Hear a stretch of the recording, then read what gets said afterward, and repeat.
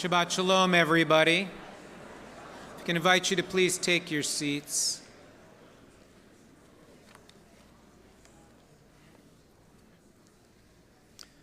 We hope for everyone it has been a meaningful day and inspiring, and a day that has given you the opportunity to think about who you are in the midst of your life's journey.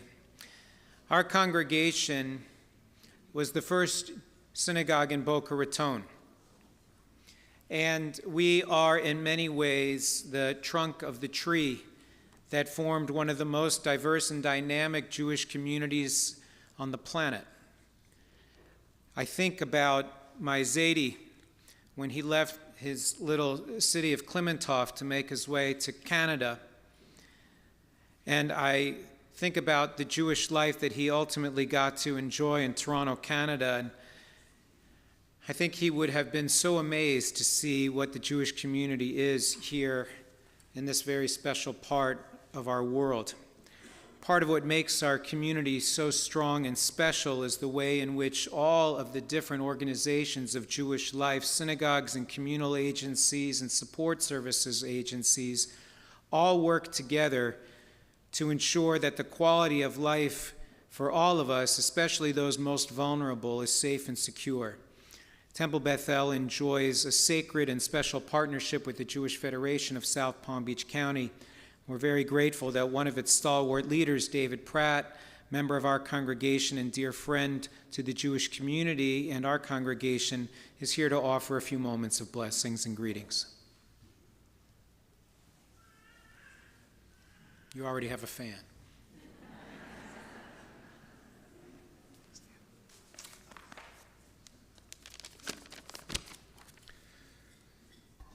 Thank you, Rabbi Dan. Shana Tova to all of you, and I appreciate the opportunity to represent the Jewish Federation of South Palm Beach County here today. Thanks also to all of the clergy of Temple Beth El for their years of leadership on behalf of our entire Jewish community. I am David Pratt, and I am our Federation's annual campaign co-chair, and I am also a member of Temple Beth El. My wife Dale and I met Rabbi Dan and his amazing wife Amy when Dan was here as a junior rabbi, and his family, like our family, has watched Boca grow over the years to one of the greatest Jewish communities, if not the greatest in our country. It's my distinct honor to stand here this morning because both our synagogue and the Federation are so important to me and to this Jewish community, especially in this year like no other year. While I look out at many longtime cherished Jewish community leaders and members, I know that there are many people here who have moved here recently. And just like we did 31 years ago, you have moved into a beautiful, beautiful community. Whether you are out west, here east, or anywhere in between, I want to welcome all of you from the Federation, and congratulations on choosing this remarkable, thriving Jewish community that all of us call home. So when somebody comes to a new community like Boca, the first stop is the temple, as it should be, and you have done well with your choice. However, there is a second stop, and that is the Jewish Federation of South Palm Beach County. Newcomers and others may not know that Boca Raton is home to the largest Federation campus in the entire country. And we engage in our services throughout all of South Palm Beach County. We are on over 100 acres just west of here. And in addition to being the home of our Federation, we are also home to one preschool, 3 Jewish day schools, Jewish Family Services, the Jewish Association for Residential Care, which is known as JARC, a JCC, and a continuing care retirement community known as Sinai Residences. I want to personally invite you to learn more about your Jewish home at our Federation. This year, with this community's generosity, Our annual campaign raised over $17 million for the well-being and growth of our Jewish family. Thanks to community members, many of whom I see here this afternoon, our Federation supports more than 120 programs with a wide array of vital human services for our neighbors here at home, in Israel, and around the world. Together, through our partner agencies, we ensure that those in need do not have to choose between food and medicine or between transportation and personal hygiene. Holocaust survivors can remain at home with dignity and security. Frail seniors who have outlived their resources enjoy meals, assistance, and companionship. Families in crisis receive financial support and counseling, and those with disabilities are cared for with resources to meet their potential. We support formal and informal Jewish education, including day schools in our community, and immersive Israel experiences for our young people. And programming for our local college campuses has become even more critical this past year, for all the obvious reasons.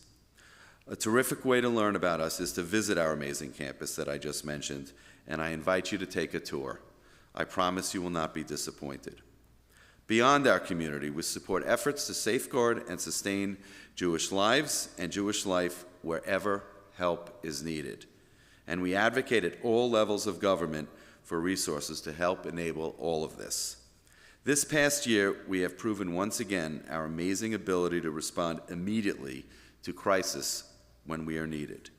We could not be more proud of our community's part in the Federation system's efforts that raised over $850 million in emergency aid for Israel since October 7th.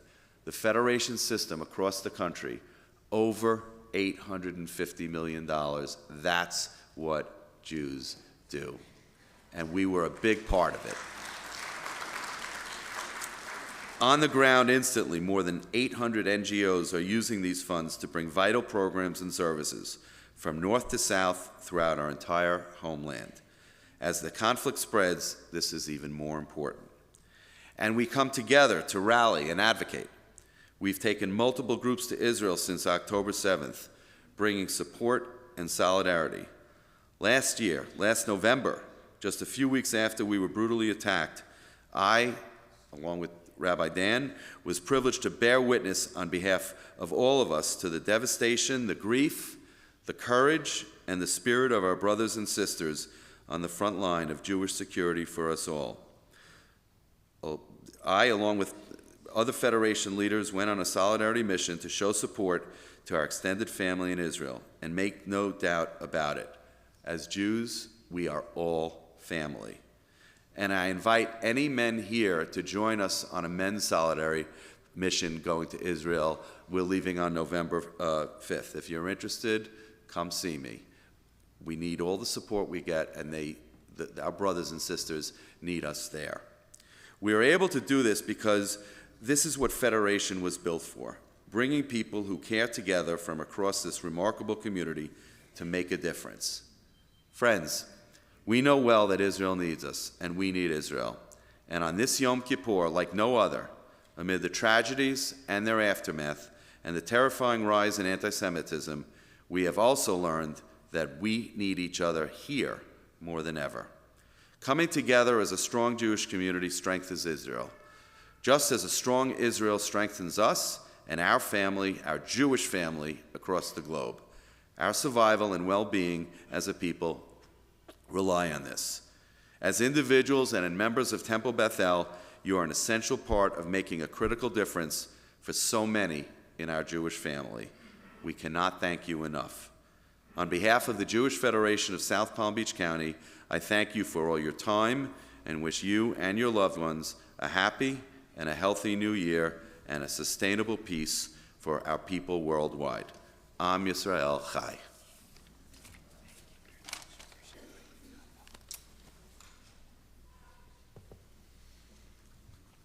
Friends, our services for this afternoon, including our martyrology and Yizkor services, will be in the supplemental tributes booklet If you did not receive one as you came in the sanctuary, ushers will be passing additional ones out. We're going to begin on page 13.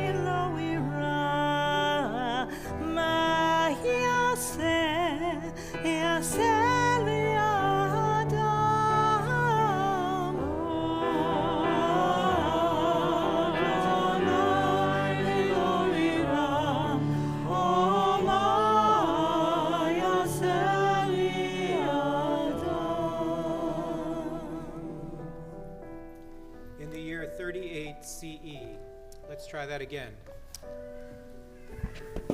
In the year 38 CE, the Jewish community of Alexandria found itself in a vulnerable place. Caught in a struggle between the Roman Emperor Caligula and the Greek community of Alexandria, the Jewish grandson of Herod, Herod Agrippa, was sent to Alexandria to impose Roman rule. The Roman prefect for Egypt, Flaccus, invaded Alexandria's synagogues, demanding they post sculptures of Caligula in their sacred sanctuaries. When the Jews pushed back on Flaccus, he responded with fury. They slew them, and thousands of others, wrote Philo of Alexandria. With all kinds of agony and tortures and newly invented cruelties, the most merciless of all their persecutors, in some instances, burnt whole families, husbands with their wives, and infant children with their parents.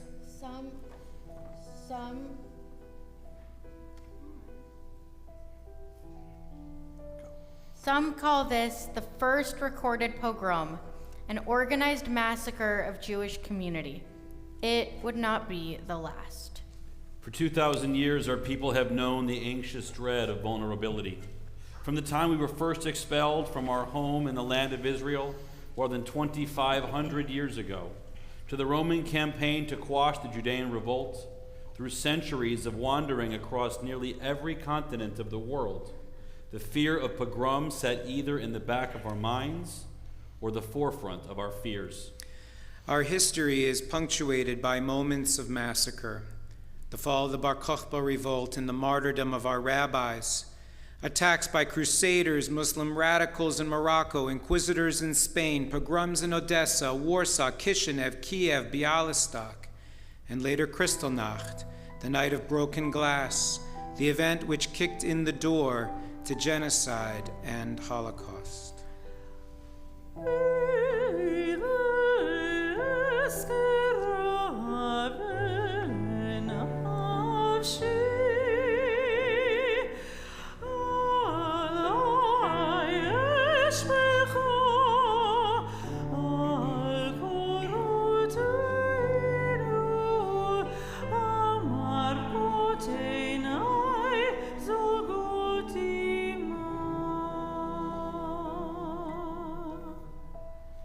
With the birth of the State of Israel, we thought we were safe at home.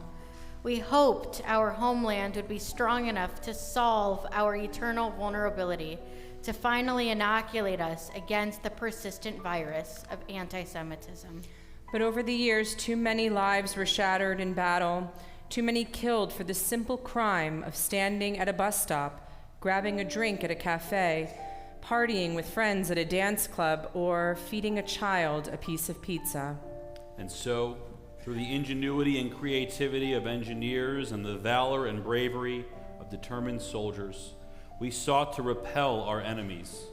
We built our lives under an iron dome and constructed playground equipment where our children could hide from an incoming rocket. We added safe rooms to our homes, and with every red alert, waited patiently for the all clear.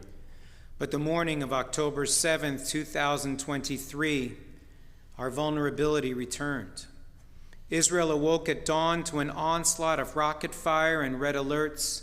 Instinctively, many rose quickly and went into the safe rooms of their homes, following the ritual they had practiced countless times. This would not be like the other times. This would not be like the other days. This morning of Simchat Torah would not be one of dancing and joy, but of carnage and horror unlike any we have known since the Shoah.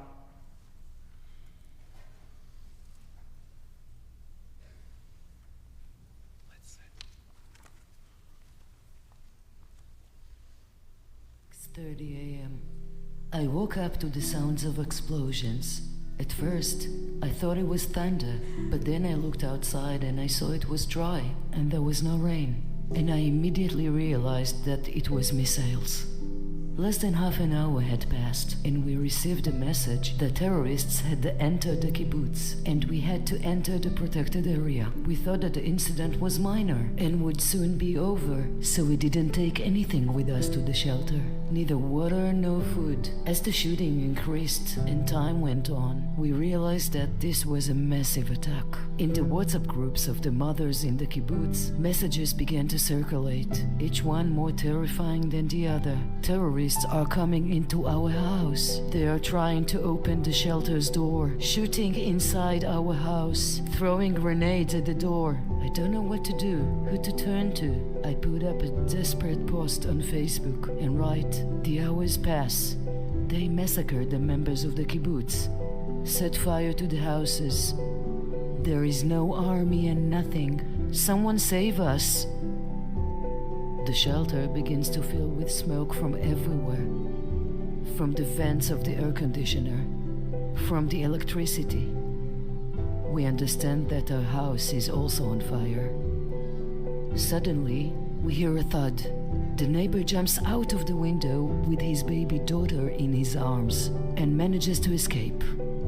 Then, the voice of another neighbor, pleading with the terrorists, "Take what you want, just don't hurt me." Then, his house was set on fire, and there is no one to help. We decided that if we want to leave, we have to jump out of the window, even though we live on the second floor. We knew we could be shot. Squads of terrorists stood on the roofs to shoot anyone who opens a window or runs away. But we had no choice. We saw death in front of our eyes. My husband jumped first. The children, aged 15, 14, and 9, followed. And I was the last one to jump. By chance, neighbors who went out to get water saw us, ran to us in the inferno, and let us into their house. Frightened, panicked, we saw our house next door burn down. If we had stayed, we would have burned alive. I share with my worried followers, try to calm myself too. Right? They burned our whole house. We jumped from the second floor. The children were slightly injured. We ran away to the lovely neighbors next door. The terrorists are in our kibbutz from 7 a.m. Help! We stayed with them for a few hours. In the process, we heard a friend who called and said he was hiding in the bushes, alone, hysterical. His mother and his brother were hurt. We waited a good few more hours until we were rescued. But we knew we made the right choice. More than 100 people were murdered in the kibbutz. Everyone knows everyone. We are devastated, and our hearts are broken.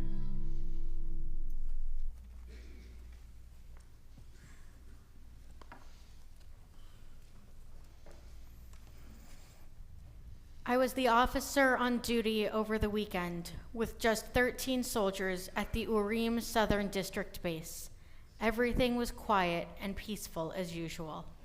At 6:30 in the morning, there were sirens and missiles, so we ran straight to the mizgunit, the concrete shelters in the dormitories, in flip-flops, pajamas, and with a weapon.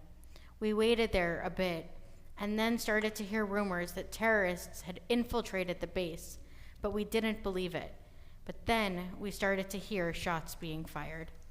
We ran to the operations room, the most protected area on the base. As we ran, the terrorists started to run after us, shooting at us, and I was shot in the leg. I continued to run barefoot like a crazy person without looking back.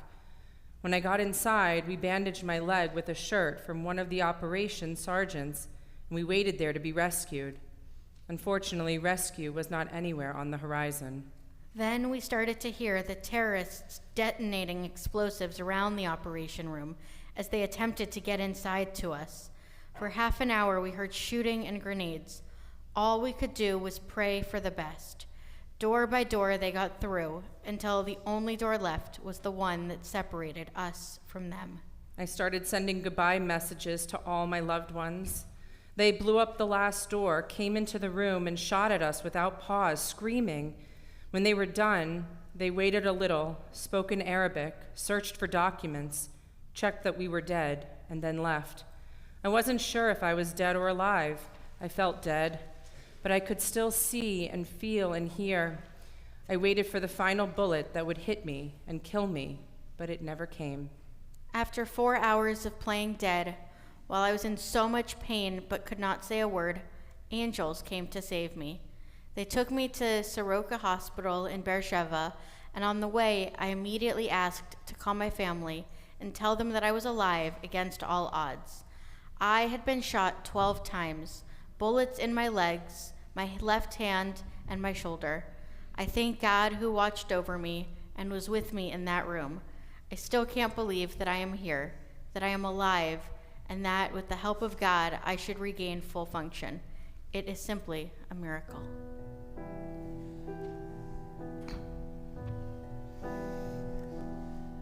כשהלב בוחר, רק אלוהים שומע,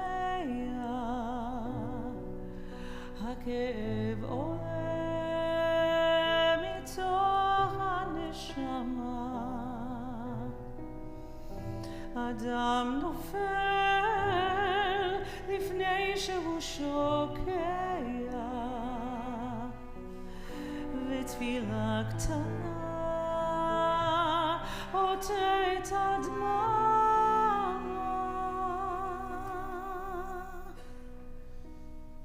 My partner Tal and I were at the Nova Festival.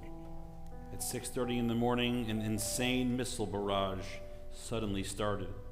We quickly went into the car and started driving towards Kibbutz Be'eri. We thought we would be safe there.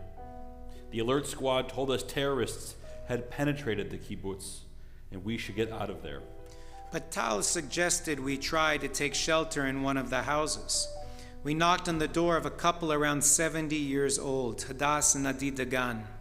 We explained that we had fled from the party and asked if we could hide with them in their safe room. They agreed, and we sat together watching the news, realizing that we were the news. Hadass learned that the terrorists were next door, and I wrote a farewell note to my 3 children. Tal and I hid in a wardrobe, but when the terrorists couldn't get into the safe room, they threw a grenade. There was a huge explosion, and I heard Hadass begging for her life. They took Hadass and Adi, and a few minutes later, they took Tal and me as well. They took us to a building where another 15 hostages sat inside, some wounded from gunshots, one lying dead in the doorway. About 40 terrorists patrolled the yard in the building. Calmly, I tried speaking with them. One spoke Hebrew, and I said, "Please, don't kill me. I'm the mother of 3 children." He replied, "We won't kill you. We just want to take you to Gaza." The same terrorists told me to call the police to make sure they could leave safely with their hostages. After several hours going back and forth with the police, he decided to surrender. Using me as a shield, we walked out toward the police. I screamed at the soldiers, "Don't shoot, don't shoot." We continued to move forward when suddenly he thrust me toward the police, who caught me and him as well. I was saved, but Tal was murdered. And Adi too. Hadass, his wife, was released several hours later, wounded and in shock. All of the others were murdered. We are the only 2 of the hostages to survive. Shema Yisrael Eloi, Ata Kol Yachol, Natata li et chayai, Natata li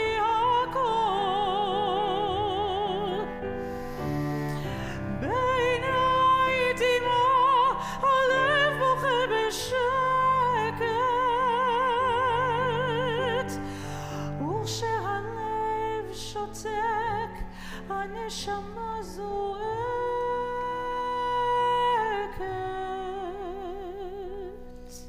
As the day wore on, the magnitude of the horror began to unfold.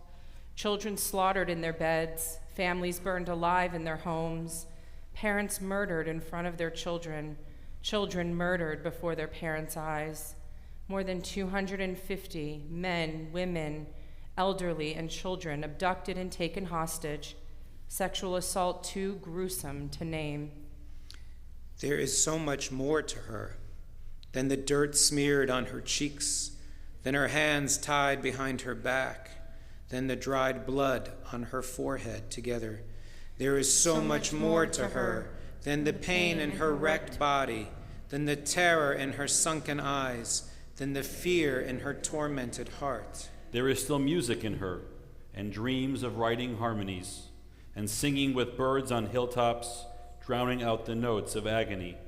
There is still light in her, waiting patiently to burst forth. With courage she will not be dimmed, not by their barbarous hand. There is still strength in her, and thoughts of togetherness, and laughter and knowing looks, though it is fading every minute. There is still hope in her, so much hope to just return home, so she can show us all there is so much more to her than this. Shema Yisrael Eloi, Shema, please hear our call. Creator and giver of life, please help us not to fall.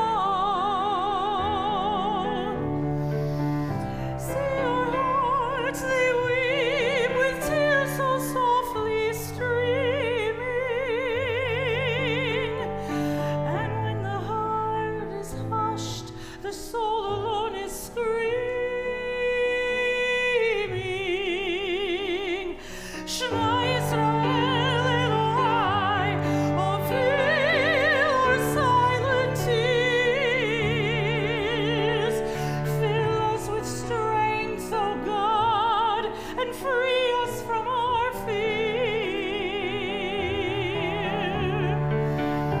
In our pain so deep, we long for those so dear.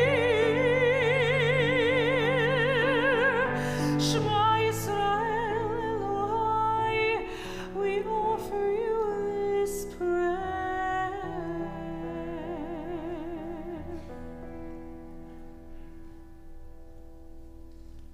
Thousands of terrorists had perpetrated the greatest massacre of Jews in one day since the Holocaust. And yet, even in the midst of onslaught, still there were those whose humanity propelled them to acts of extraordinary heroism and sacrifice. Dr. Daniel Levy was born in San Isidro, Peru. His family had migrated to South America at the beginning of the 20th century and settled in the Inca country. From a very young age, Daniel was active in the Zionist youth movement, Hanor Hatzioni, attended Jewish school, and was active in the local Jewish community. He had always wanted to be a doctor and realized his dream at the age of 25. For 2 years, he practiced his profession in northern Peru. In 2016, he decided to make Aliyah and settle in Israel. As a doctor, he soon enlisted in the Israeli army as a military doctor. After his service, he joined the Soroka Hospital in Beersheba, where he began to specialize as an ENT. He married Lihi, and together they had 2 children, Emma, 4, and Liam, almost 2. Daniel and his family chose to settle in Kibbutz Be'eri, to be close to the hospital and to make a life in the idyllic kibbutz. When the sirens began ringing in the kibbutz early on the morning of October 7th, the family went into their bomb shelter. Then Daniel was called to the kibbutz clinic to help treat the many people wounded in the onslaught by Hamas. He gave me a kiss.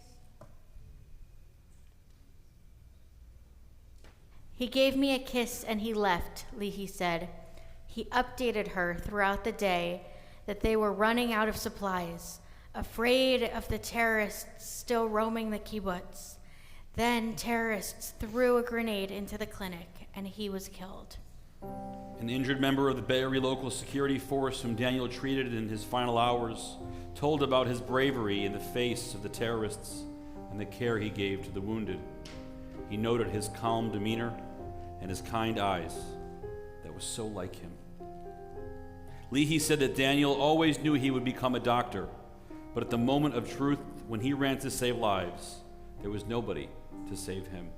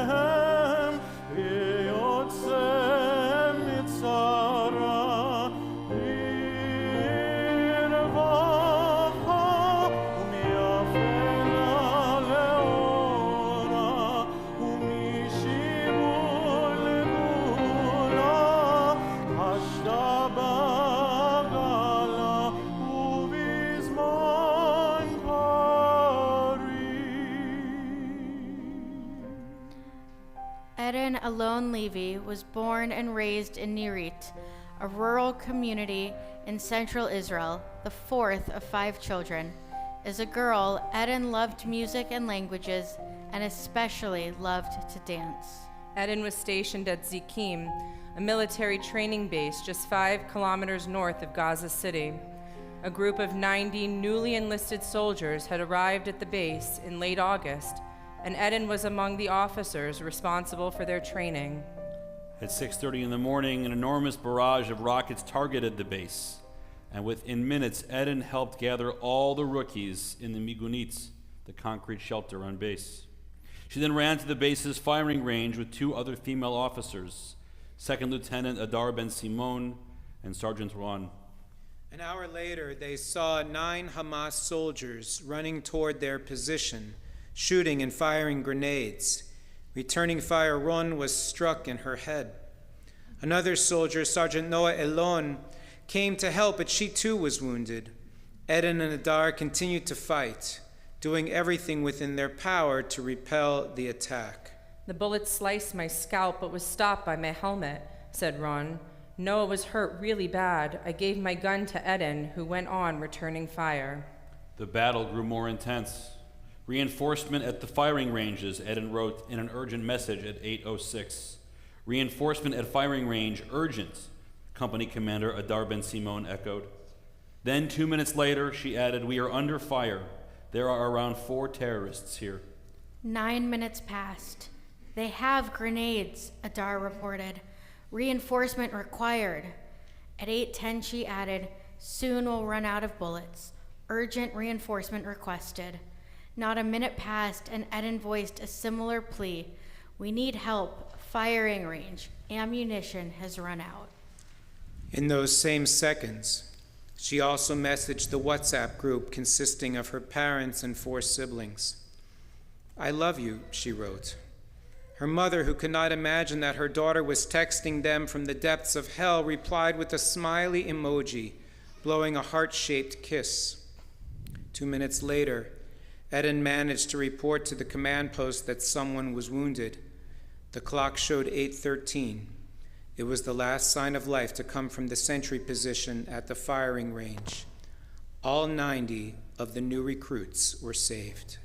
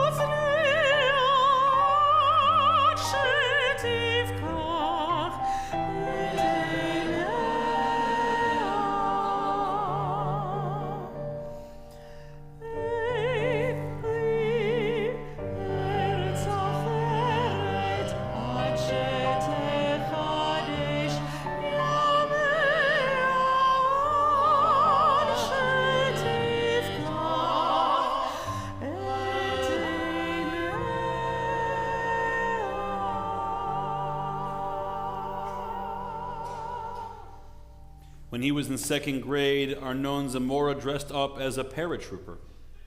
Instead, he went into the National Police Counterterrorism Unit. On October 7th, as the terror attack began to unfold, Arnon left his wife Michal and their young children to defend his country. He went to multiple kibbutzim to fight off terrorists and bring Israelis to safety. Several months later in June, Arnon was called on once again. Intelligence had located 4 hostages who had been taken from the Nova Dance Festival: Noah Argamani, Almog Meiryan, Andrei Kozlov, and Shlomi Ziv. He kissed his family goodbye, not knowing it would be for the final time. As Arnon and his team infiltrated the Nuseirat refugee camp in central Gaza, the air was thick with tension. Finally, they reached the buildings where the hostages were held. The rescue operation began smoothly, but soon chaos erupted. Dozens of Hamas terrorists hidden in the building opened fire. The small rooms filled with smoke and the deafening sound of gunfire. Arnon, leading from the front, fought to protect his team and the hostages. In the midst of the battle, Arnon was hit. As medics rushed to his aid, the fight raged on around them. As the fight raged on around them, Arnon's team refused to leave their critically wounded leader. Through sheer determination and courage, the Israeli forces managed to extract the hostages and their fallen commander. As helicopters whisked them away from the war-torn streets of Gaza, medics fought desperately to save Arnon's life. Tragically, Arnon succumbed to his wounds shortly after reaching the hospital.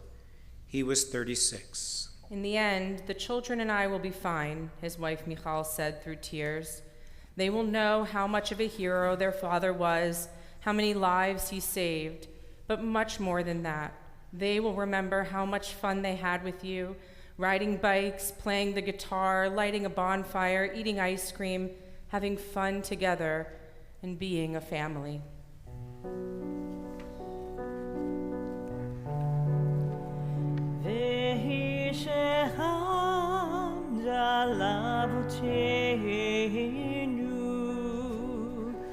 והיא שעמדה לאבותינו ולנו,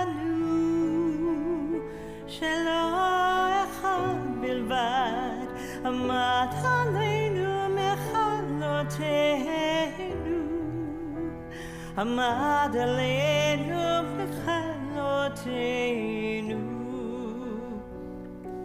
והקדוש ברוך הוא מצילנו, מצילנו מידם. והקדוש ברוך הוא מצילנו, מצילנו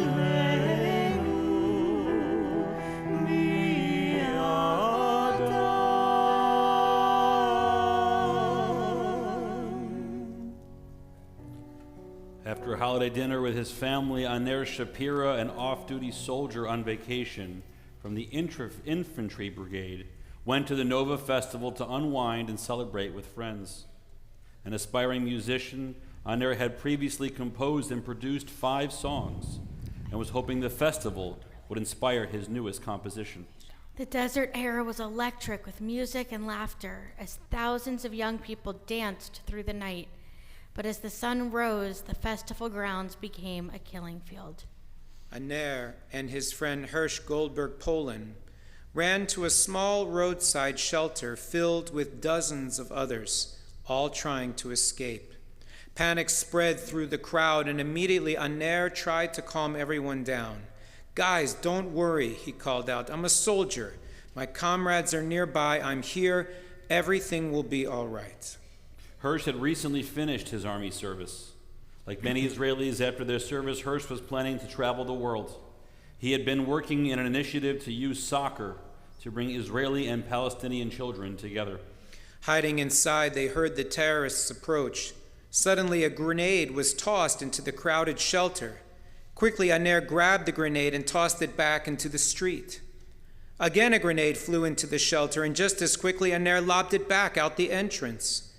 Again and again, they grabbed the grenades and threw them out. but then a grenade exploded and killed Aner.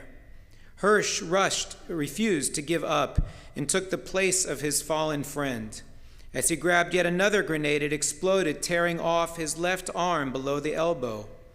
Believing the end was near, Hirsch texted his mother, "I'm sorry." Hirsch was among the more than 250 people taken hostage into Gaza. In the weeks and months to follow, his parents Rachel and John traveled the world, marking the days of their son's captivity in masking tape on their chest. With grit and determination, with strength and eloquence, they pleaded for their son's release. There is a lullaby that says, "Your mother will cry 1,000 tears before you grow to be a man." I have cried 1,000,000 tears in the last 67 days. We all have. And I know that way over there's another woman who looks just like me, because we are all so very similar. And she has also been crying. All those tears, a sea of tears, they all taste the same. Can we take them, gather them up, remove the salt and pour them over our desert of despair, and plant one tiny seed? A seed wrapped in fear, trauma, pain, war, and hope, and see what grows?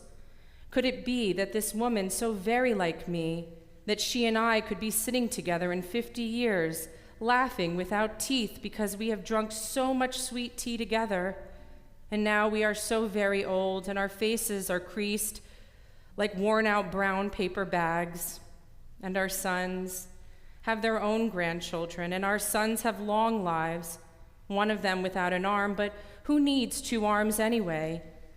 Is it all a dream, a fantasy, a prophecy? One tiny seed. After more than 330 days in captivity, Hirsch, along with 5 other hostages, Carmel Gat, Eden Yerushalmi, Alexander Lobanov, Almog Sarusi, and Ori Danino, were found killed on August the 31st, 2024, executed as IDF soldiers approached. In eulogizing her son, Rachel Goldberg Poland said, "Hirsch, for all these months I have been in such torment, worrying about you every millisecond of every day. It was such a specific type of misery that I have never experienced before. I tried hard to suppress the missing you part, because that I was convinced would break me. So I spent 330 days terrified, scared, worrying, and frightened. It closed my throat and made my soul throb with third-degree burns." Part of what is so deeply crushing and confusing for us is that a strange thing happened along this macabre path upon which our family found itself traveling for the past 332 days. Amidst the inexplicable agony, terror, anguish, desperation, and fear, we have become absolutely certain that you were coming home to us alive. But it was not to be. In America, we often speak of the greatest generation, those who grew up through the Great Depression, went to war to vanquish fascism, returned home to build businesses and careers, families and lives on a foundation of humility, service, decency, and sacrifice. In Israel, when asked who comprises the greatest generation, many will say our young people today. Despite the fact that young people bore the brunt of Hamas's aggression on October 7th, it is the young people whose spirit of service and sacrifice, of pride in their people and commitment to their country, that has inspired the people of Israel. For months on the battlefield in cities and towns, they offer their lives to safeguard their homeland, to restore the hostages to their families, and to ensure that the land and the people of Israel stay safe and strong. They support one another in raising children with missing parents, in holding businesses together, in keeping each other sane. Despite their heartbreak and agony, they keep the flame of hope alive. Capturing their spirit was Eden Golan, a young songwriter whose music captured the world at the European Song Contest. Braving anti-Semitic attacks, she held her head high and let her voice soar even higher as she offered the collective prayer for our people, that while our hearts may be broken, our spirits remain strong. As we enter into this new year, as we consider the path we will take in our lives, let us imagine we stand face to face with the thousands who perished on October 7th and the thousands since who were killed, wounded, and displaced in Israel's mission to secure its borders and people. Let the choices and the lives we lead attest to the sanctity of their memories and give honor and purpose to their sacrifice.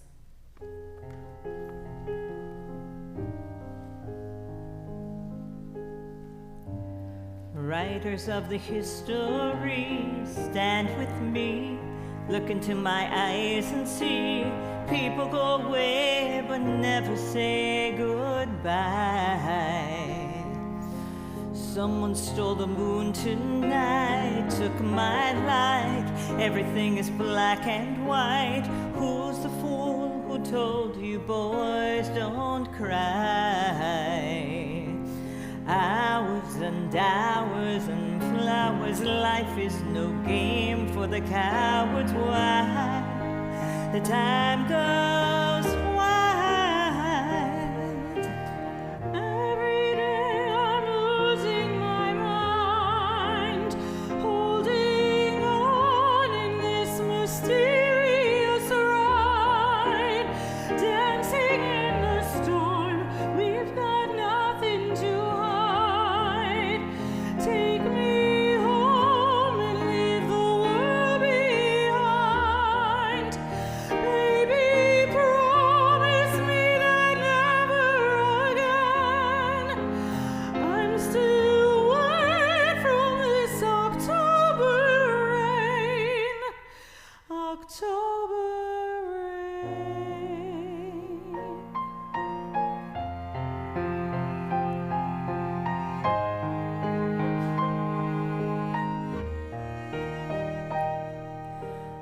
Living in a fantasy, ecstasy, everything is meant to be.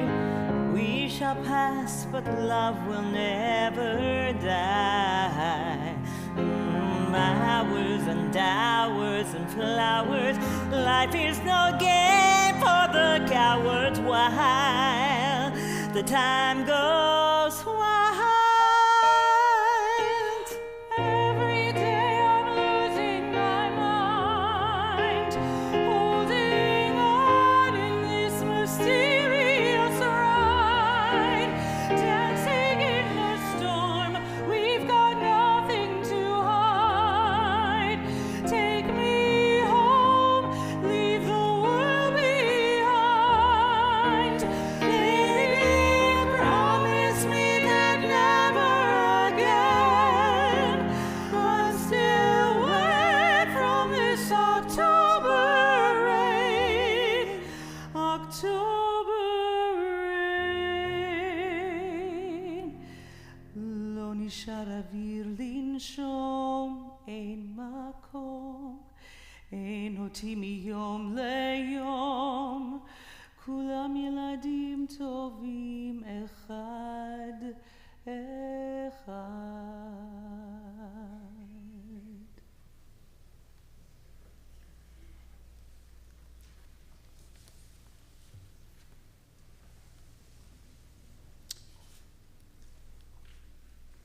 We turn now from our collective loss as a people, our collective loss as a nation, to the cavities in our own souls carved out by those whose loving presence was lost to us. We feel separate from them. They are not here for us to embrace. Their hands are not here for us to hold. They are no longer beside us, next to us. They are apart from us, and we miss them. We used to think that God was apart from us too, that we were here in this lower world while God inhabited the divine palace in the upper world. The trick was to find a way to bridge that chasm, to somehow transcend this mortal physical world in order to cleave to God, to restore our separated spirit that had been cleaved from its source. But then we realized we are not separate from God. We are in God. This world into which we are born is also born of God. Everything that exists emerged from the energy God amassed to fashion this world. All that lives was given its spirit from the Holy One, whose energy authored all life. The trees, the plants, the grasses, the fish of the sea, the birds who take wing to the skies, and the animals and creatures who roam the earth, and us, each individual, unique, precious human life. And so we realize we are not separate and apart from those we've lost. We carry them inside. We carry their DNA. We carry their mannerisms and their sayings. We carry their values, their teachings, their orientation toward life, their wisdom born of their experience. But even as much as they are a part of us, we are a part of them. We are not separate from them. We inhabit them. We inhabit the world they helped to fashion. We inhabit the legacy of the moral structure we learned from them. We inhabit the hallowed space where we learned from their wisdom and teaching. We inhabit their love. We live in all whom we have lost. They are the air we breathe. They are the water we drink. They are the ground on which we stand. They are the inspiration that pushes us forward. They are the love that nurtures our broken hearts. They are the energy that grips our hearts in waves of anguish and grief for the closeness we miss, and in the surge of love that binds us still together. Memory is the doorway through which we find them. Memory is the awareness of how we live in them and how they live in us, and how we carry them forward, and how they propel us forward. We take time now to delve into memory, to look inward to places within us they inhabit, to look outward to all the ways we inhabit them, to all the ways we lived our lives together, to all the ways we still live our lives together, to all the ways we once were one, to all the ways we still are one. Page 29.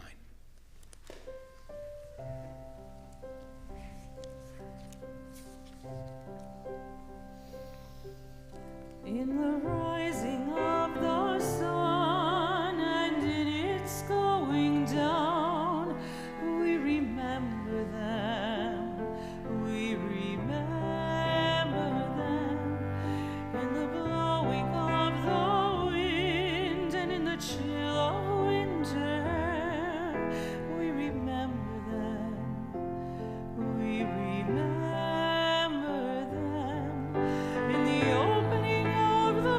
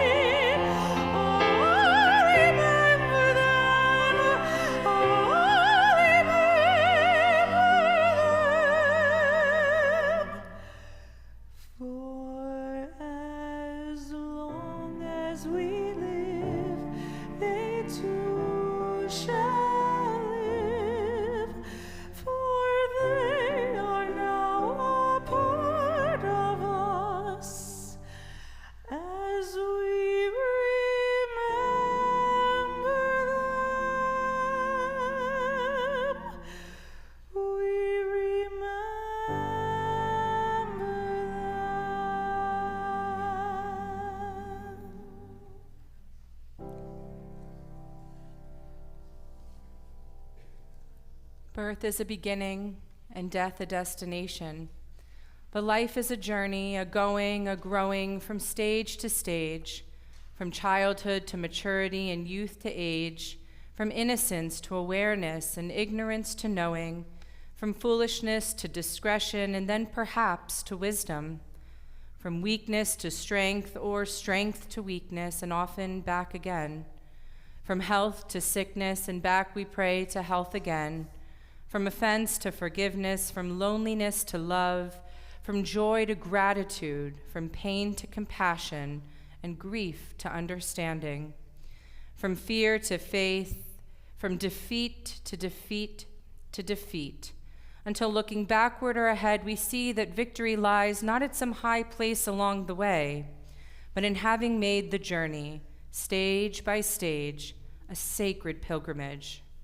Birth is a beginning and death a destination, but life is a journey, a sacred pilgrimage made stage by stage, from birth to death to life everlasting.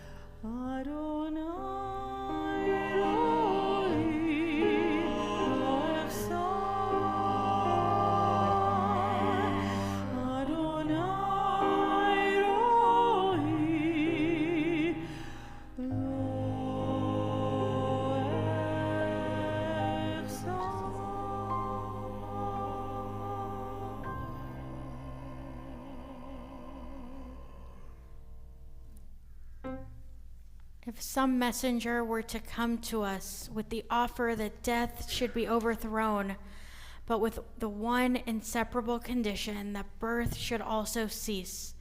If we who live today were given the chance to live forever, but on the clear understanding that never again would there be a child, or a youth, or first love, never again new persons with new hopes, new ideas, new achievements, ourselves always and forever, could the answer be in doubt? Together, let us treasure the time we have and resolve to use it well. Let us live deliberately and make each moment count, a chance to apprehend some truth, to show some beauty, to conquer some evil, to relieve some suffering, to love and be loved, to achieve something of lasting worth. Help us to fulfill the promise that is in each of us, so that when we are gone, another generation will say, our world is better because, for a brief time, they lived.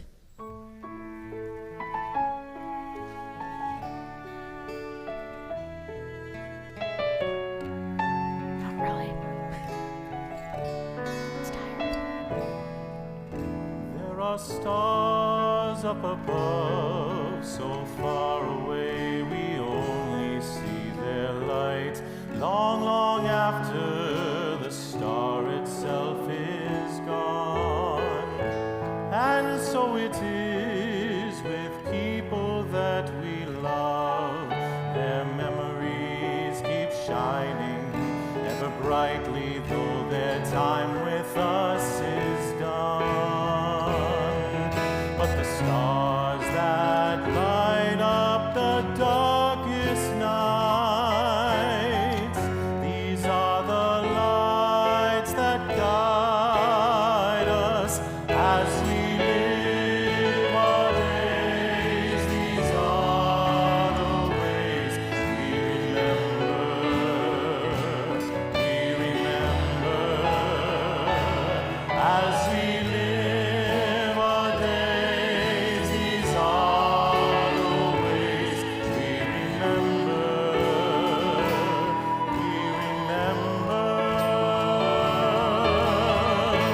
יש כוכבים שאורם מגיע ארצה, רק כאשר הם עצמם עובדו בעינם.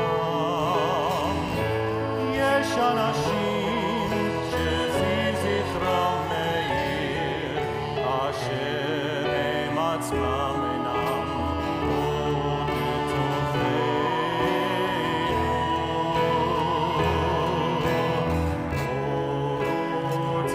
אלה המבליקים בחשכת הליל,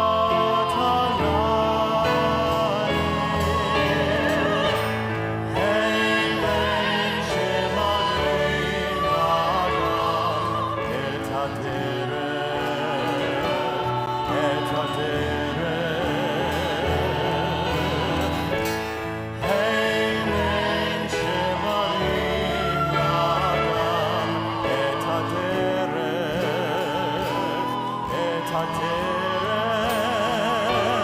as we live our days. These are the ways we remember.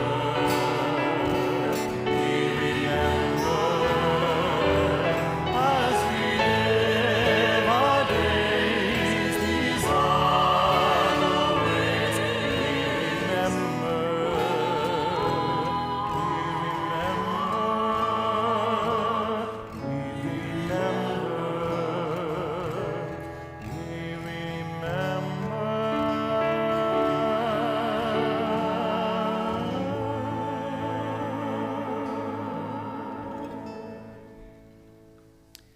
Do you know how many memorial days there are for an Israeli family in a year? The memorial day for the state, and a memorial day for the unit, and of the command, and of the school, and of the village. In the memorial days of mine, what about them? The day he was born, and the day he fell, the day I saw him for the last time. And what about the memorial moment when you pass by that tree he fell from when he was 6 years old? and the similar moment when you saw in the street someone who studied with him in class, and the memorial second because someone looks like him. In the places, they are so trite and yet so awesome. It's not only his gravesite, it's the monument of the command and the memorial board in his school. Outside of this is the place he was killed. In this land, it is never too far from home.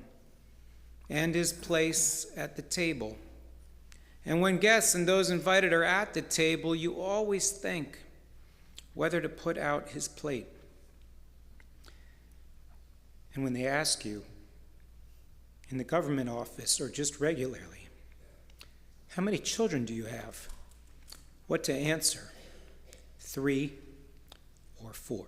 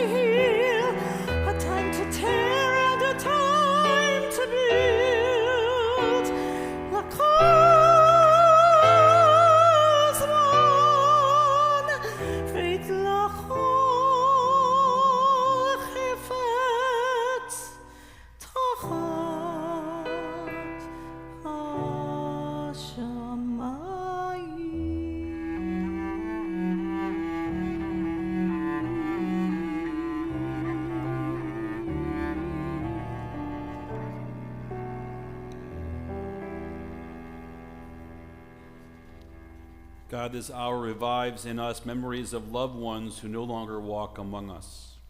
We think of all we shared in the time of our lives were one. We are reminded of the ongoing presence of their absence. What joy when, loving and loved, we lived our lives together. Months or years may have passed, yet we still feel their presence inside and all around us. Our hearts yearn for them. Though the bitter intensity of grief has softened, a duller pain remains, for we feel a gaping emptiness where our souls were whole. The links of life have separated, but the links of love and longing can never be broken. We see them now in the eye of memory, their faults forgiven, their virtues grown larger than life. So does goodness live and weakness fade from sight. We remember them with gratitude for all that was shared and the legacy they left behind. And we remember as well the men and women who were but yesterday a part of our congregation and community. To all those who cared for us and labored for the well-being of our people and of humanity, we pay tribute. May we prove worthy of carrying on the tradition of our people and our covenant with God, for now the task is ours. In gratitude, then, for all the blessings of loved ones and friends, we dedicate ourselves anew to the sacred faith for which they lived and died, and to the tasks they have bequeathed to us. As we recall them now, let us find meaning in having shared a part of our lives with them, and comfort in the sacred gift of memory. We'll take some time now for silent meditation in Yizkor as we recall those loved ones who have passed on.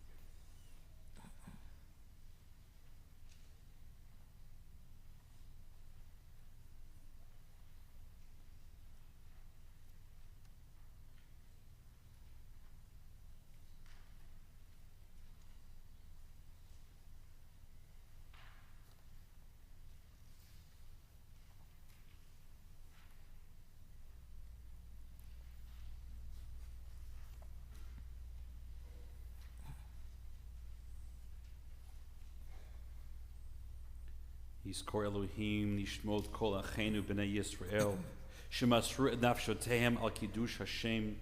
May God remember forever our brothers and sisters among the children of Israel who gave their lives for the sanctification of God's holy name. Ana tihena nafshotehem tzorot b'tzorah chaim u'teh menuchatam kavod. Sova somchot et panecha yimot b'yaminecha netzach. Amen. May they be at one with the one who is life eternal. May the beauty of their lives shine forevermore, and may my life always bring honor to their memory. And we say together, Amen. Please rise.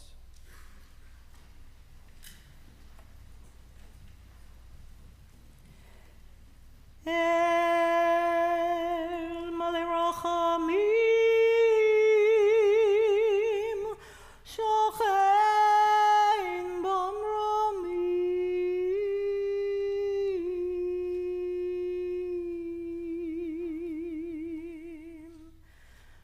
Hamsei Menucha Nochana Tachat Kanfei HaShechina Im Kedoshim U'Taharim Kezohar Kiyam Masirim L'nishmot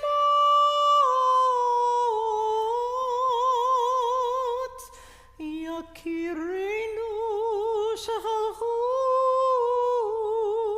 L'olamam Bal Harachamim Yastirehem B'seta Kanafav L'olamim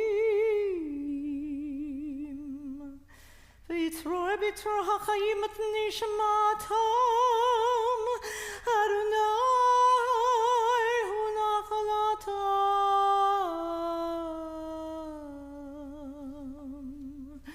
V'yanochu b'shalom ha'mishkabam V'nomar Amen. O God, full of compassion, you who dwell in the heights and in the depths, grant perfect rest under the wings of your sheltering presence to our loved ones who have joined the holy and pure ones, whose light shines forth from the heavens. Master of mercy, let them find refuge forever in the shadow of your wings, and let their souls be bound up in the bonds of everlasting life. Adonai, you are their inheritance. May they rest in peace. And let us say, Amen. Amen. The facts of life are that you were born and you will die, that you will sometimes love enough and sometimes not, that you will lie if only to yourself, that you will get tired, that you will learn most from the situations you did not choose, that there will be some things that move you more than you can say, that you will avoid questions most urgently in need of your attention, that life isn't fair, that life is good and sometimes better than good, sometimes life is not so good, that life is real, and if you can survive it well with love and art and meaning given where meaning's scarce, that you will learn to live with regret, that you will learn to live with respect, that the structures that constrict you may not be permanently constraining, and that you will probably be okay, that you must accept change before you die, but you will die anyway. So you might as well live, and you might as well love. You might as well love. You might as well love. Together, Yitgadal v'Yitkadash Shemei Rabbah, Be'alma divra chirutei v'yamlich malchutei, B'chayechon v'yomechon, B'chayei dechol Beit Yisrael, Ba'agalau v'zman kariv v'imru Amen. Yehei Shemei Rabbah mevarach le'olam u'almei almaya. Yitbarach v'yishtabach v'yitpa'ar v'yitromam v'yitnaseh. V'yitadar v'yit'aleh v'yit'halal. Shemei dekutsha brichu. Le'ela min kol birchata v'shirata. Tush bechata v'nechemata. Da'miran ba'alma v'imru Amen. Yehei shalama Rabbah min Shemaya. V'chayim aleinu ve'al kol Yisrael v'imru Amen. Oseh shalom bimromav, u'ya'aseh shalom aleinu ve'al kol Yisrael. May the one who makes peace in the high heavens make peace for us, for all Israel, and for all who dwell on earth here and everywhere. And we say, Amen. Our service will continue now as we return to our machzor for our mincha and ne'ilah services, page 318.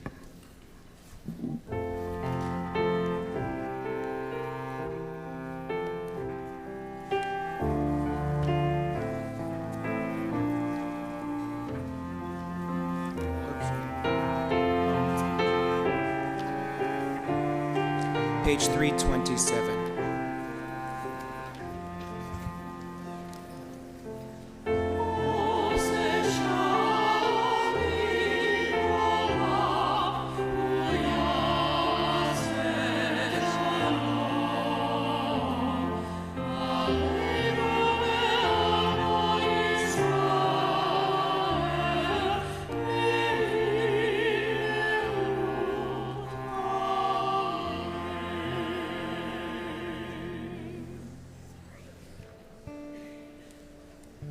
Page 325. We sing together from Psalm 118.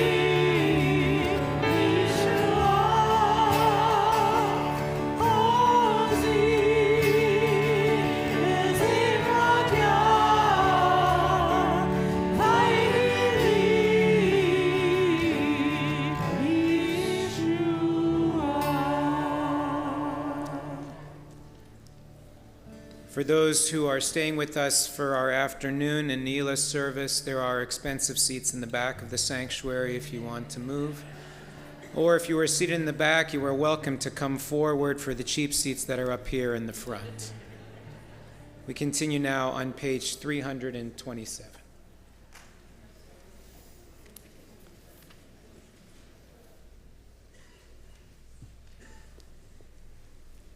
Jacob had a dream.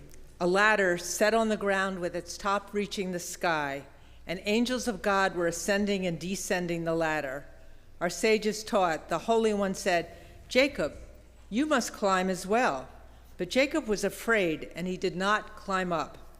We want to climb higher, but we're tired, and there's so much to do, and we don't know how to rise. God of becoming, whose name means I will be what I will be. You are the unfinished one, ever unfolding, evolving with your creation. Made in your image, we too are fluid, ever becoming who we will be. Keep us alive to possibilities. Show us a path to grow in mind, heart, and spirit. Help us to find the strength to ascend. Continue now with the celebration of the reading of Torah, page 329. We ask everyone to please rise.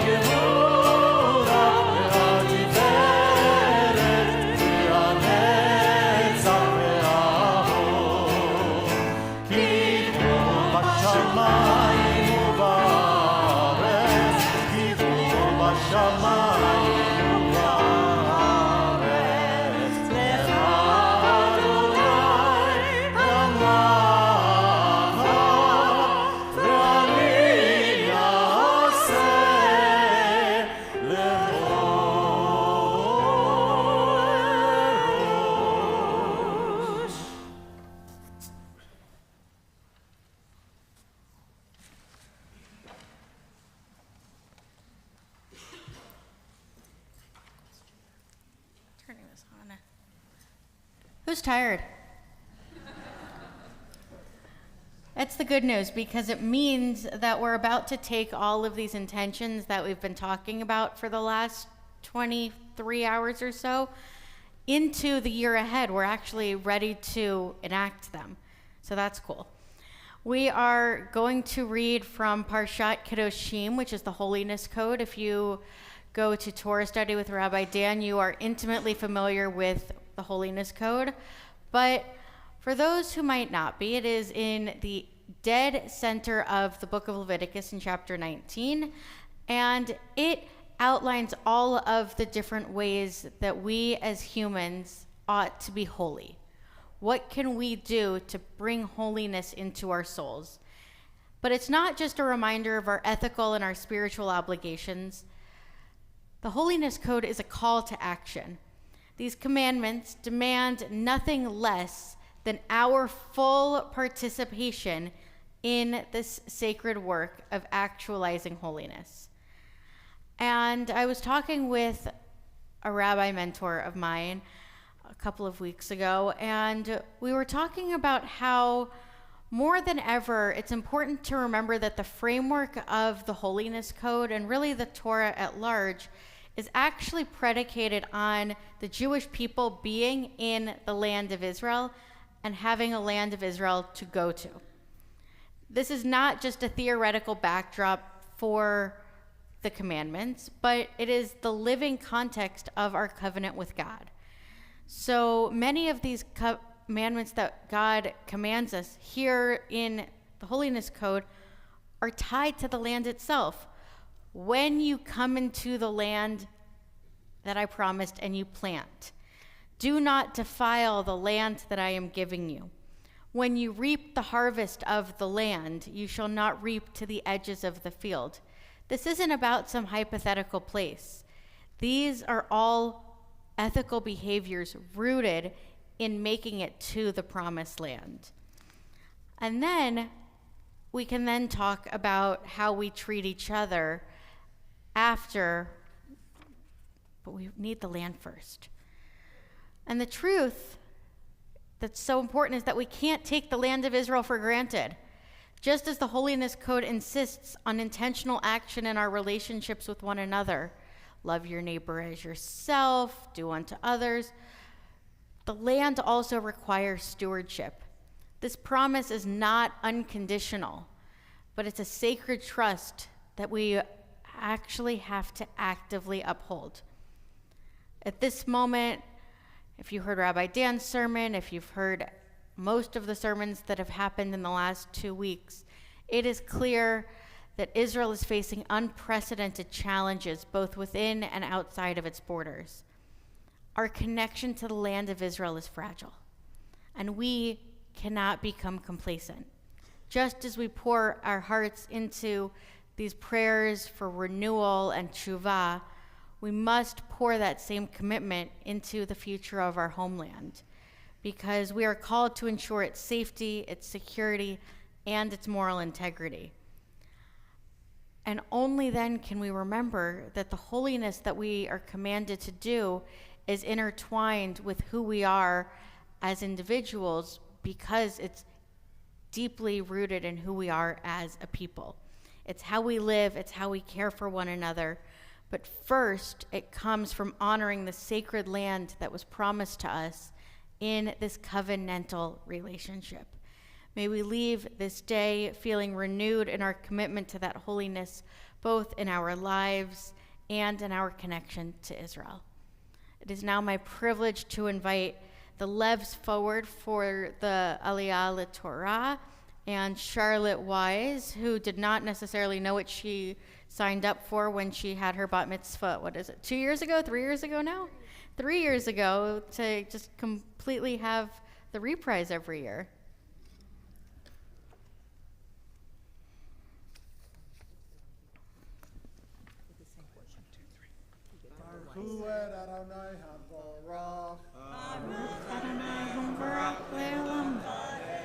Baruch Adonai Hamvarach Le'olam Va'ed. Baruch Atah Adonai Eloheinu Melech HaOlam Asher Bachar Banu Mikol Ha'amim V'natan Lanu Et Torato. Baruch Atah Adonai Noten HaTorah. Amen. V'yedaber Adonai El Moshe Lemor. Daber El Kol Adat B'nei Yisrael Ve'amarta Alehem Kedoshim Tihyu Ki Kadosh Ani Adonai Elohehem Ishimo Ve'aviv Tira'u Ve'et Shabtotai Tishboru Ani Adonai Elohehem Al Tifnu El ha'elilim ve'lohei maseha lo ta'asu lahem ani Adonai Elohehem. And Adonai spoke to Moses, saying, Speak to all the community of Israel and say to them, You shall be holy, for I, Adonai your God, am holy. Revere each of you your mother and your father, and keep my Sabbaths. I am Adonai your God. You shall not return to idols, and you shall not fashion for yourselves molten gods. I, Adonai, I am Adonai your God. And when you make a sacrifice of well-being to Adonai, you shall offer it so that it will be acceptable for you. It shall be eaten on the day of your sacrifice and on the next day, But what remains until the third day shall be burned in fire. And if, nevertheless, it is eaten on the third day, it will be a foul thing, unacceptable. And one who eats it shall bear guilt for profaning the holiness of Adonai, and that person will be cut off from the people. You're next. And when you reap the harvest of your land, you shall not finish by reaping the corners of your field. And you shall not gather the gleanings of your harvest. And you shall not pick your vineyard bare. And you shall not gather the fallen fruits of your vineyard. Leave them for the poor and for the stranger. I am Adonai your God. You shall not steal, and you shall not deceive, and you shall not lie to one another, nor swear falsely in my name, profaning the name of your God. I am Adonai. You shall not exploit your neighbor. You shall not rob. You shall not keep a worker's wage with you overnight until morning.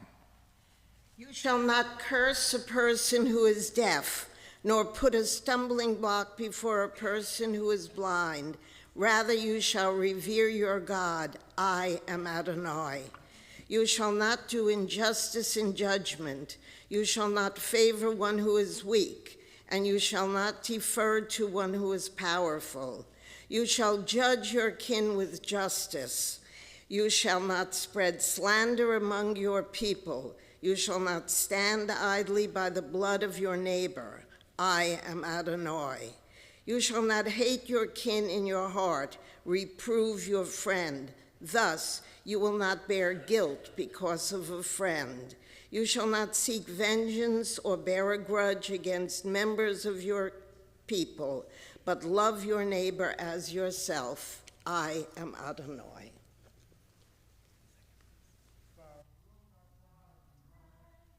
Heinu melech haolam, asher natan lanu Torah emet, v'chayei olam notah b'torchenu, baruch atah Adonai, noten haTorah. Amen. Please rise.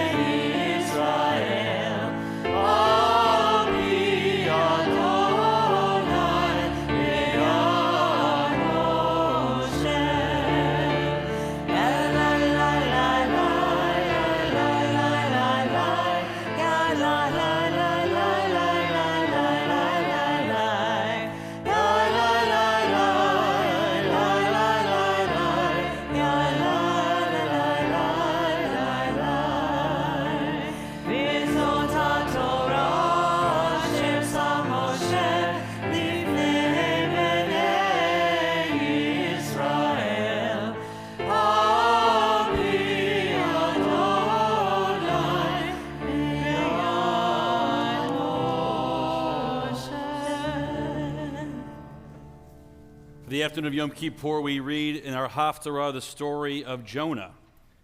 I know you've heard it before, but we read it again because it's good every year. The story of transgression and repentance, of regret and repair. And at first, Jonah doesn't even want to admit to himself that he is responsible and refuses to do the work that God asks him to do. But Rabbi Yitzhak Greenberg pointed out there was something interesting in the story of Jonah.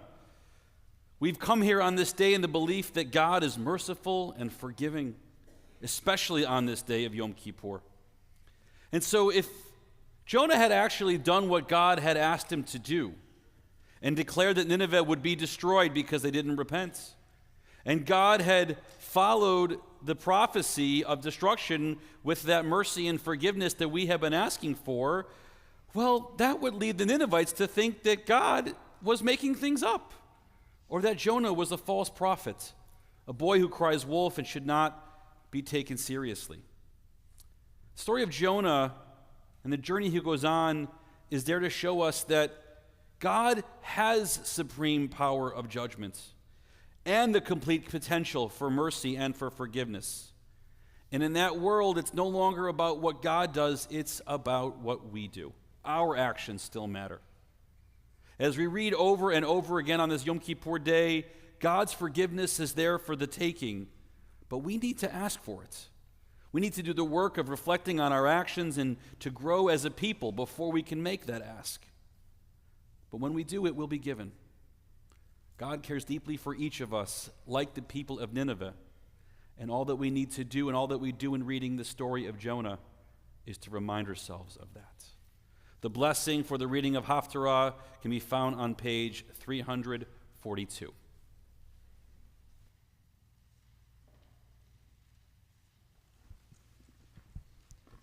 Baruch atah Adonai Eloheinu melech haolam asher bachar b'nviim tovim v'ratzav v'divrechem hane'emarim ba'emet Baruch atah Adonai abocher b'Torah u'v'Moshe avado u'v'Yisrael amo u'v'nviei ha'emet v'tzedek.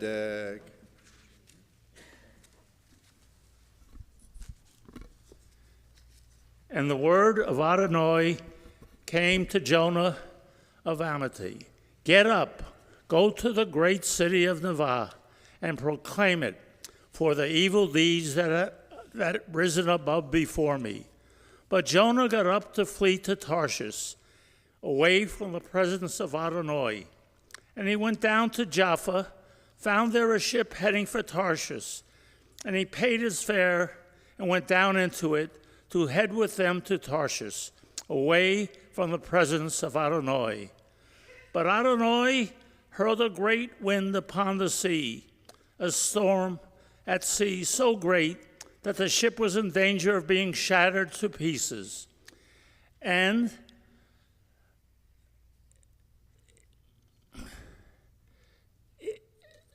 the sailors were frightened, cried out each to his own god, and flung the ship's cargo into the sea to lighten their load.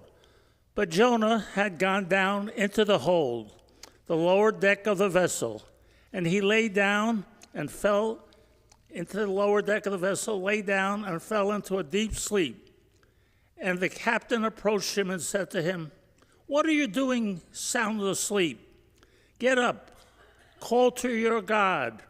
Perhaps the God will be kind to us, and we will not perish." And they said, each man to his companion, "Let us cast lots, that we may know on whose account this evil event has come to us." So they cast lots, and the lot fell on Jonah. And they said to him, "Tell us, you who have brought this evil upon us, what is your trade, and where have you come from? What is your country, and who are your people?" And he said to them, "I am Hebrew. I revere Adonai, God of heaven, who made sea and dry land." The men felt great fear, and they asked him, "What have you done?" Because the men knew he was fleeing from Adonai, for so he had told them. And they asked him, "What should we do to you to bring calm to the sea around us?" For the sea was growing more and more stormy. So he said to them, "Lift me up, hurl me into the sea, and the sea will calm down for you. For I know that this great storm came upon you because of me." And the crew rowed hard to return to the dry land, but they could not do it, for the sea was raging more and more fiercely around them. And they called out to Adonai, saying, "Please, Adonai, please do not let us perish because of the life of this man. And do not hold us guilty of shedding innocents' blood. For you, Adonai, that which you desired you have brought about." And they lifted Jonah and hurled him into the sea. Then the sea stopped raging. The men revered Adonai. Great was their reverence. So they offered to Adonai a sacrifice and made vows. And Adonai provided a great fish to swallow Jonah. And Jonah was in the belly of the fish 3 days and 3 nights. Jonah prayed to Adonai his God from the belly of the fish. Page 347. "Adonai, commanded the fish, and it smote Jonah and out upon dry land.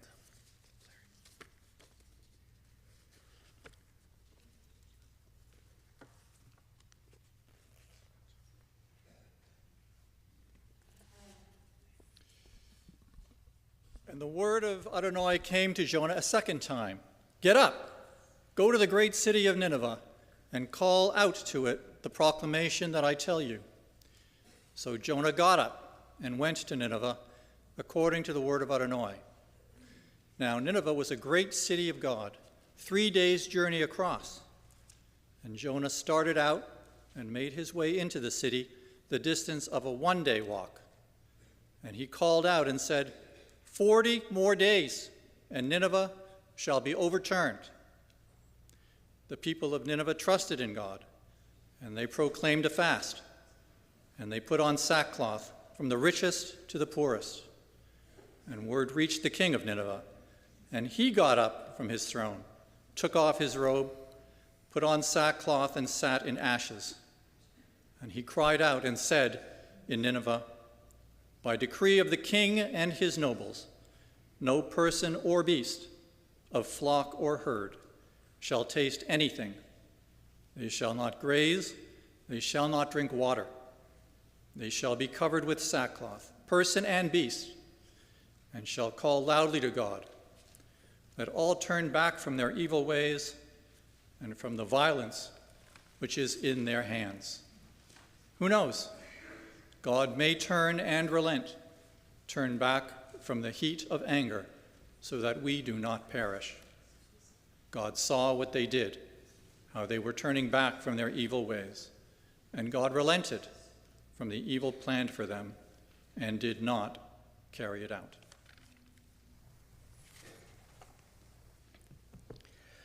But to Jonah, this was a great evil, and it made him angry. So he prayed to Adonai, saying, please, Adonai, is this not what I said when I was still in my own country? Is this why I fled to Tarshish to begin with? For I knew that you are a gracious and compassionate God, endlessly patient and abounding in steadfast love, ready to repent of evil. And now, Adonai, please take my life from me, for it is better for me to die than to live. And Adonai said, is it good for you to be angry? Then Jonah left the city, found a place east of the city, made himself a shelter there, and sat under it in the shade until he might see what would become of the city. And Adonai Elohim provided a gourd and made it rise up over Jonah to give shade for his head and rescue him from his evil situation. And Jonah rejoiced with great joy because of the gourd. But at dawn the next day, God provided a worm that attacked the gourd, and it withered. And as the sun rose, God provided an oppressive wind from the east, and the sun beat down on Jonah's head, making him faint. He begged for death, saying, it is better for me to die than to live. Then God said to Jonah, are you good and angry about the gourd? And he said, I am good and angry to the point of death. Then Adonai said, you pitied the gourd, which you neither worked for nor grew, which appeared overnight and perished overnight. Should I then not have compassion for the great city of Nineveh, a place of more than 120,000 human beings, unable to tell their right hand from their left, and many beasts? Page 351. Baruch atah Adonai Eloheinu melech haolam, tzur kol ha'olamim, tzadik b'kol hadorot, ha'el ha'ne'eman, ha'omer v'yoseh, ha'mdaber u'mekayem, shekol deravav emet v'tzedek, al ha'torah v'al ha'avodah v'al ha'nevi'im, al yom ha'shabbat hazeh, v'al yom ha'kippurim hazeh, shanatata lanu Adonai Eloheinu, likdusha v'limnucha, limchila v'lislicha, ulekapara ulekavod ultiferet, al kol Adonai Eloheinu, anachnu modim lach, umfarchin otav, yitbarach shimcha, בפי כל חי, תמיד לעולם ועד, ודברך אמת וקיים לעד, ברוך אתה אדוני, מלך מוחל וסולח לאבותינו, לעוונות עמות בית ישראל, ומעביר אשמותינו בכל שנה לשנה, מלך על כל הארץ, מקדש השבת, בישראל ויום הכיפורים. Amen. Please rise, return the Torah to the ark.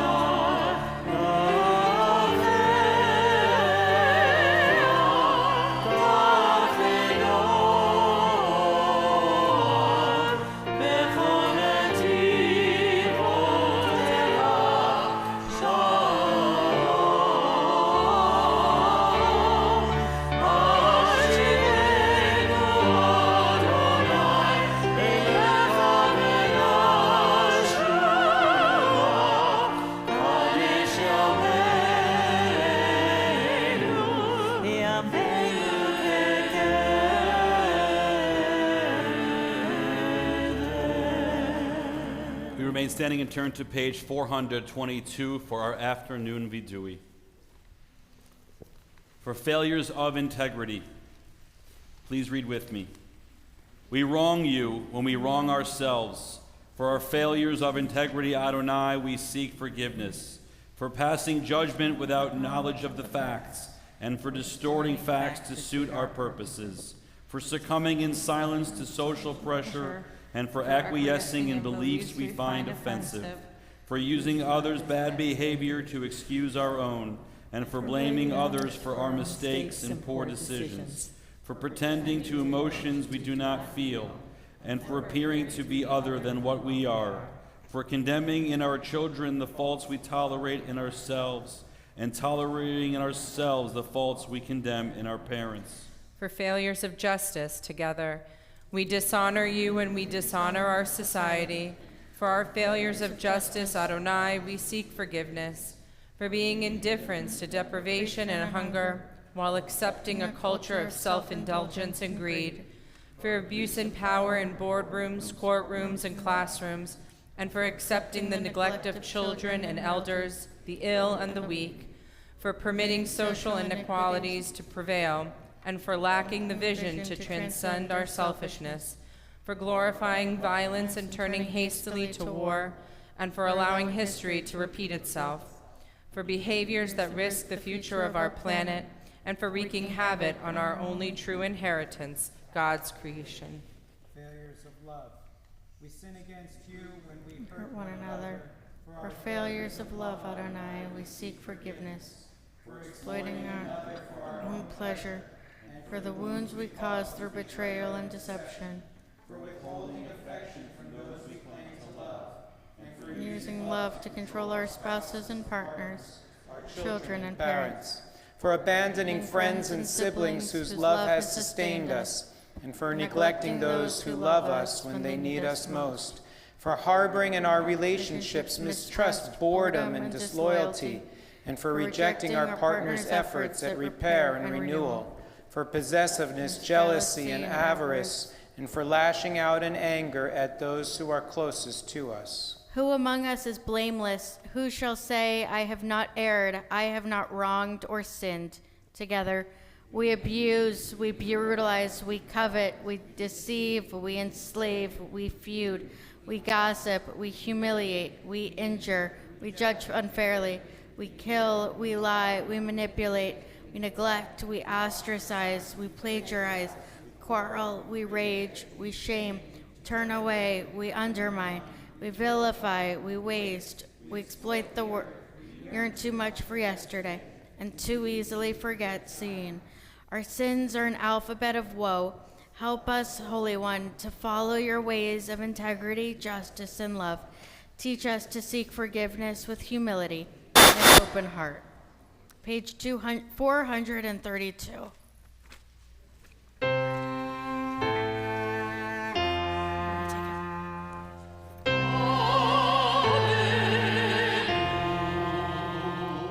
יוצר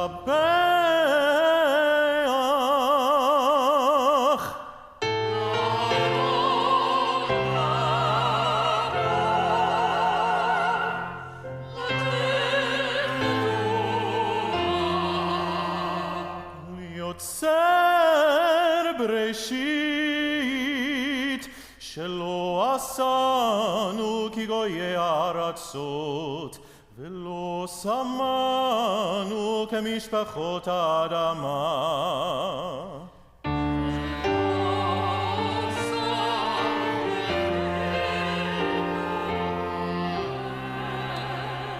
וגורלנו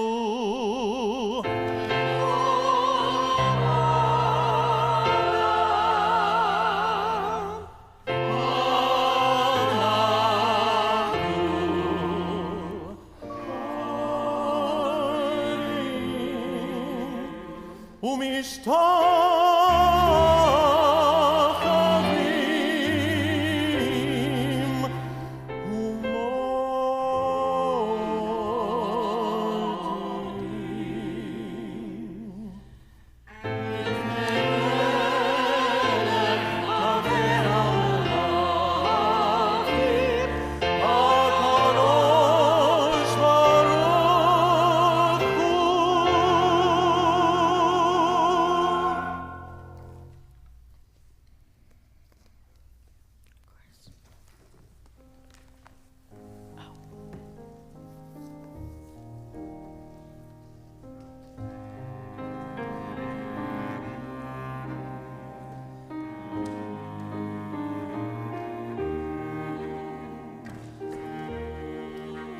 Page 612.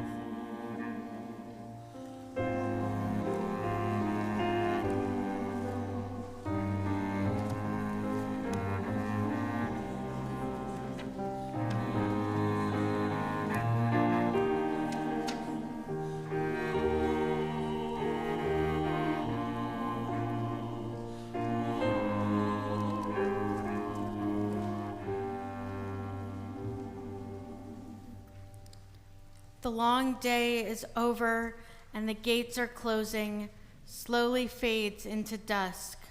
Soon the earth will darken, our bodies weak and weary, our inner strength undiminished. This day has been a gift, uncluttered time, free from hurry and routine, appointments or assignments, a time to face our sins and imperfections, our dreams and yearnings for the life we want to live, a time to leave the clamor of the world and attend the voice within. Long ago, the temple gates were locked at dusk. So too, at this hour, the gates of Yom Kippur begin to close. Have we done all that needed to be done? Said everything that needed to be said? The gates of God's compassion never close, but soon enough, our lives close in on us. Now, in the silence of the soul, now, before the holy day comes to an end, release the unshed tears, the deepest prayers locked in our hearts. We continue on page 620.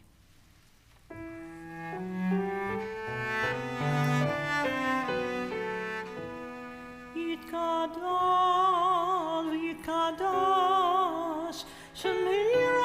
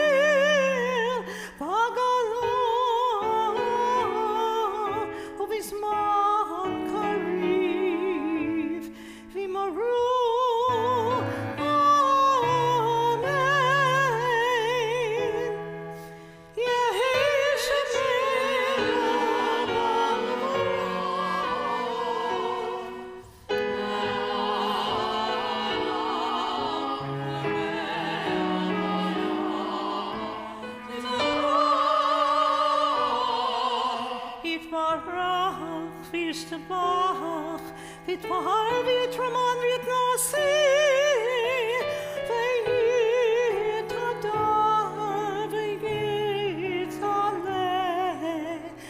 Netanel Shmir Kodesha Brichu Leila Minko Birchata V'Shirata Tushbechata V'Nechamata Damiran B'Yamo V'Imru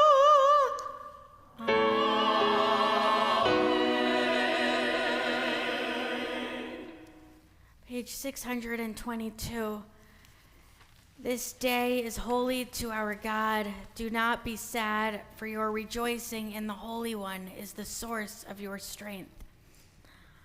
Adonai sefatai tiftach ufi agid tehilatecha. Adonai, open my lips that my mouth may declare your praise.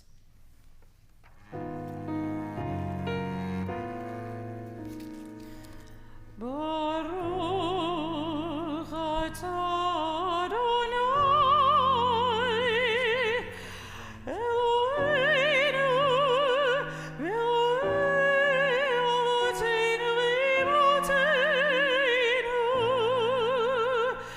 Elohei Avraham Elohei Yitzhak Elohei Yaakov Elohei Sarah Elohei Rivka Elohei Rachel Elohei Leah Ha'el Hagadol Hagibor ve'Hanora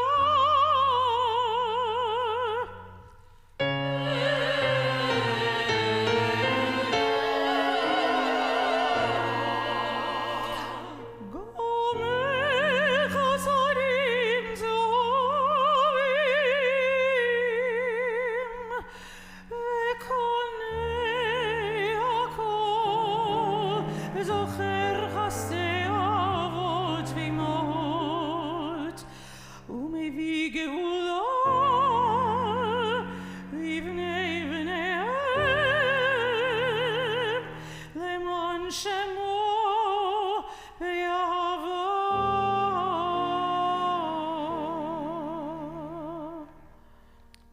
You are the source of blessing, Adonai, our God, and God of our fathers and mothers, God of Abraham, God of Isaac, and God of Jacob, God of Sarah, God of Rebekah, God of Rachel, and God of Leah.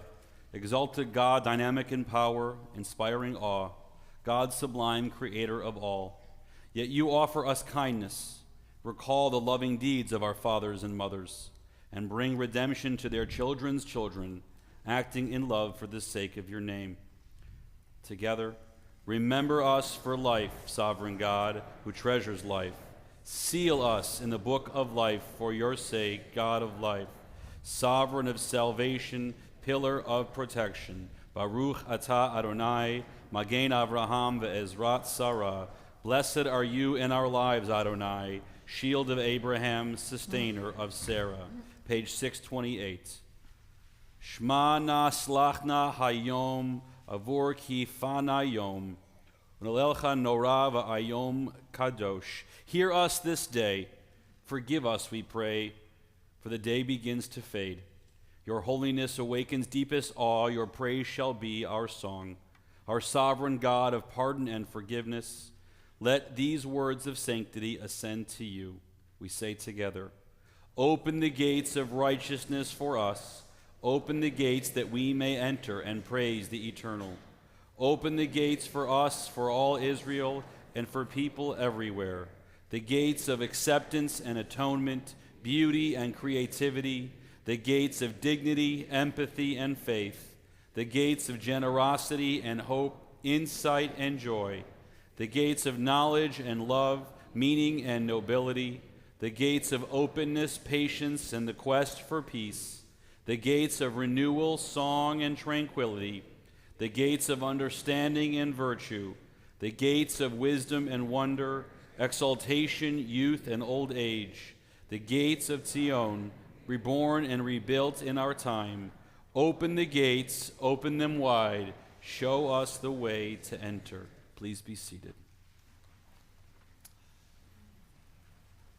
It was nearly 14 days ago at Slichot that we began our annual plea to be written into the book of lives well lived.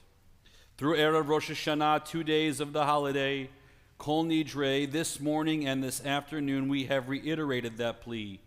Kotvener b'sefer Chaim Tovim, inscribe us in the book of life.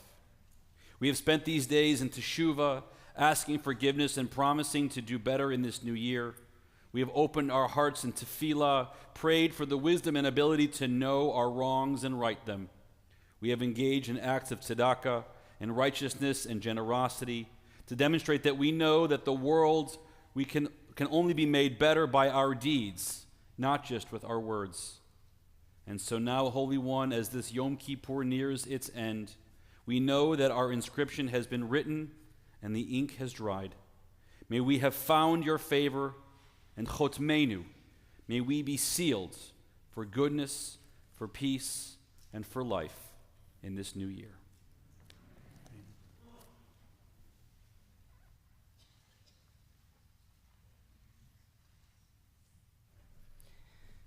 We continue on page 639. God of goodness, mercy, and hope, we are grateful for your gifts of love and compassion. Seal us today for a life of integrity, lived in covenant with you. God of peace, grant us peace, your most precious gift. You have given us freedom to choose between good and evil, life and death. May we choose life and good, that our children may inherit from us the blessing of peace. May we and the whole family of Israel be remembered and sealed in the book of life.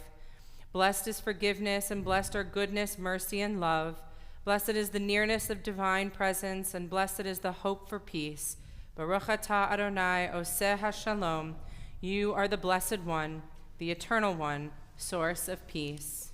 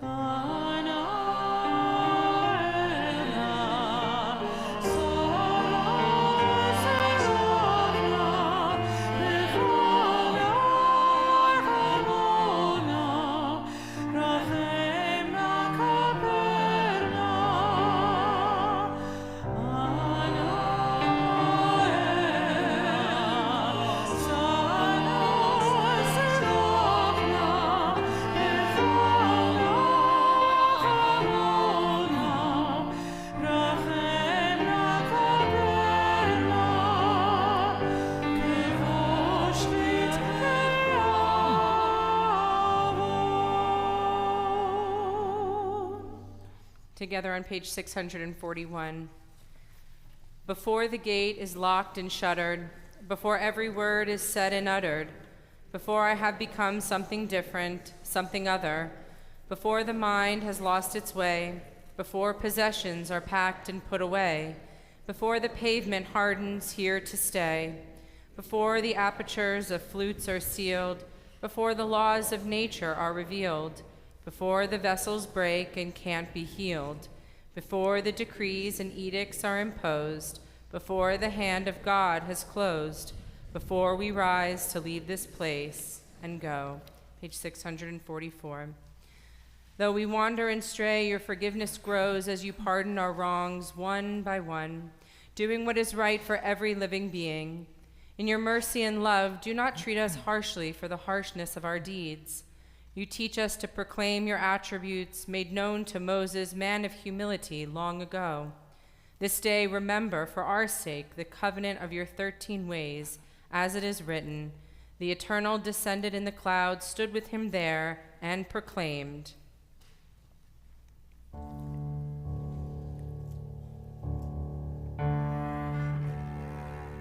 Adonai, Adonai,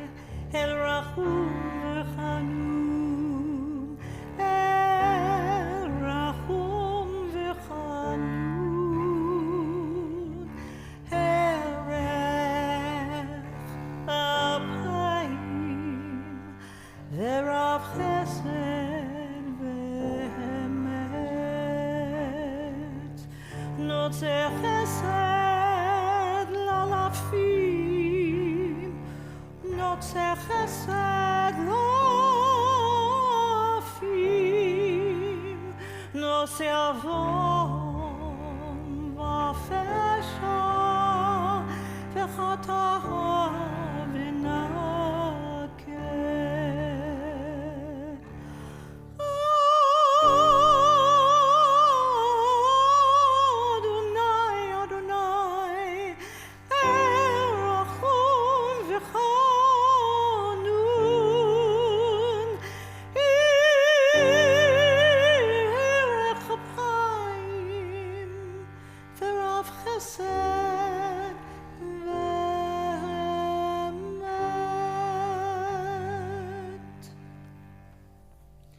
Moses prayed to God, "As you have been faithful to this people ever since Egypt, please forgive their failings now, in keeping with your boundless love." Together, Adonai, Adonai, God compassionate, gracious, endlessly patient, loving and true, showing mercy to the 1000th generation, forgiving evil, defiance, and wrongdoing, granting pardon. Vayomer Adonai, salachti kidvarecha, and God responded, "I forgive as you have asked." Page 652. We rise.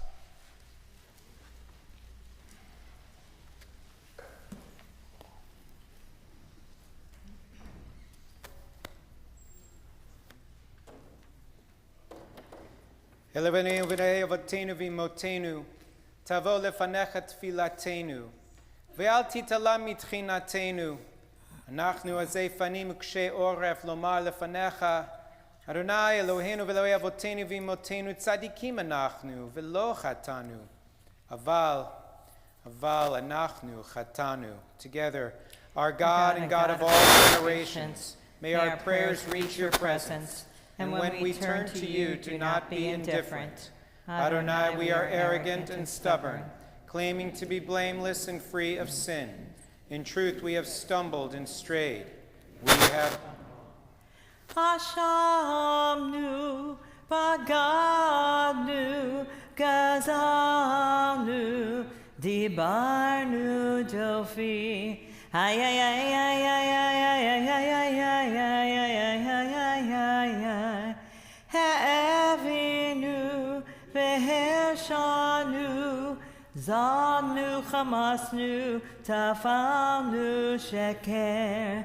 Ay, ay, ay, ay, ay, ay, ay, ay, ay, ay, ay, ay, ay, ay, ay, ay. Yatsnu Ra, Kizavnu, Lahatsnu, Maradnu, Niatsnu.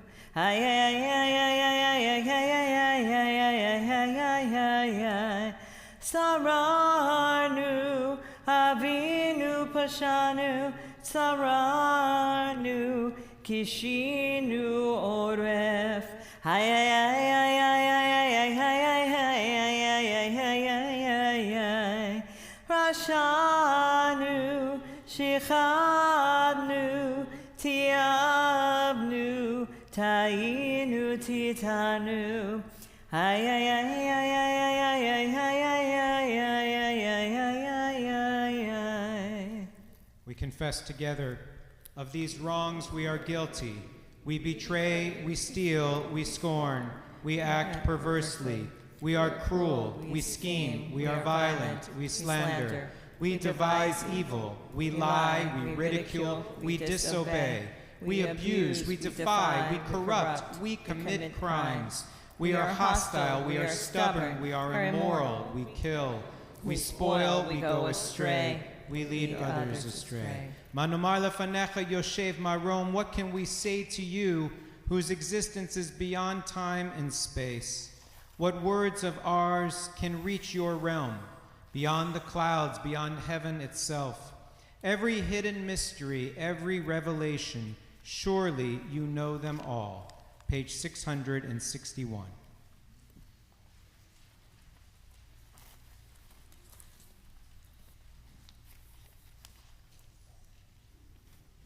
From this place of prayer and community, we will soon return to our homes.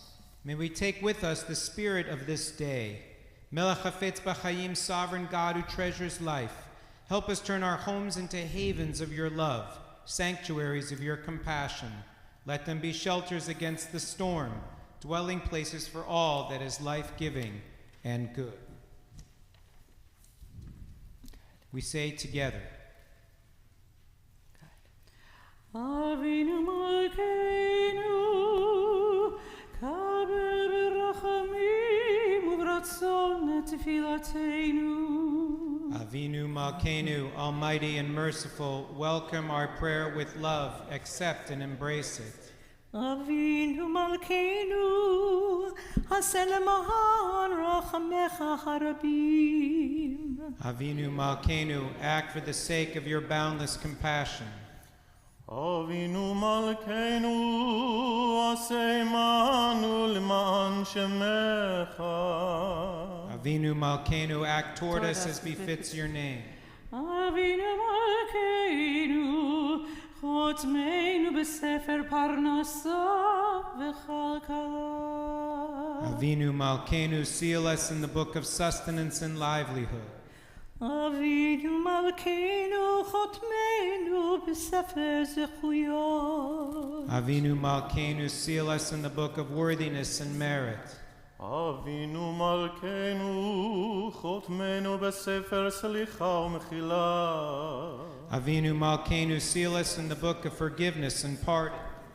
Avinu Malkeinu, chotmeinu b'sefer chaim tovim. Avinu Malkeinu, seal us in the book of lives well lived. Avinu Malkeinu, chotmenu b'sefer geula v'yeshua. Avinu Malkeinu, seal us in the book of redemption and renewal. Avinu Malkeinu, male yadeinu mi b'chirtecha.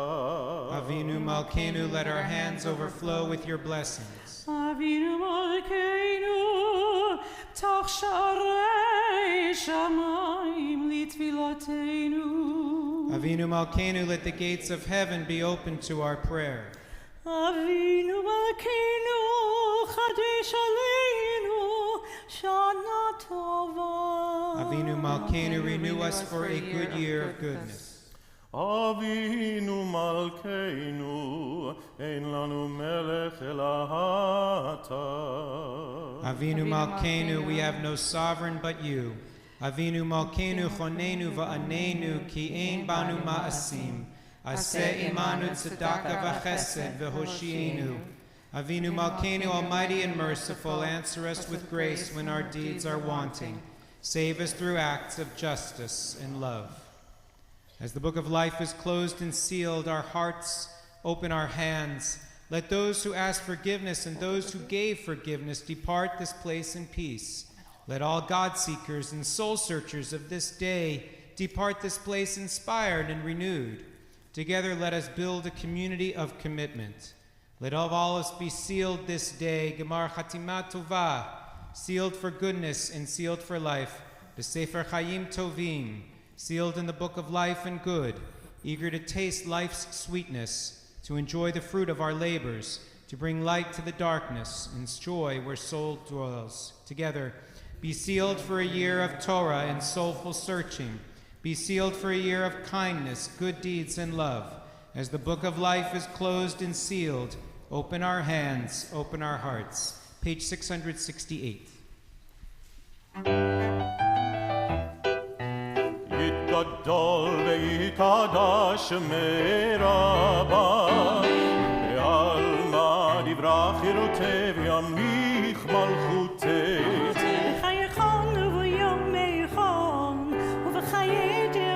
Israel, Agala uvismon karich, Himramen, Yeheshmeraba mevarach, Le'olam ulal me'almaya yitbarach, Yitbarach v'yishtabach, v'yitbar v'yitroman,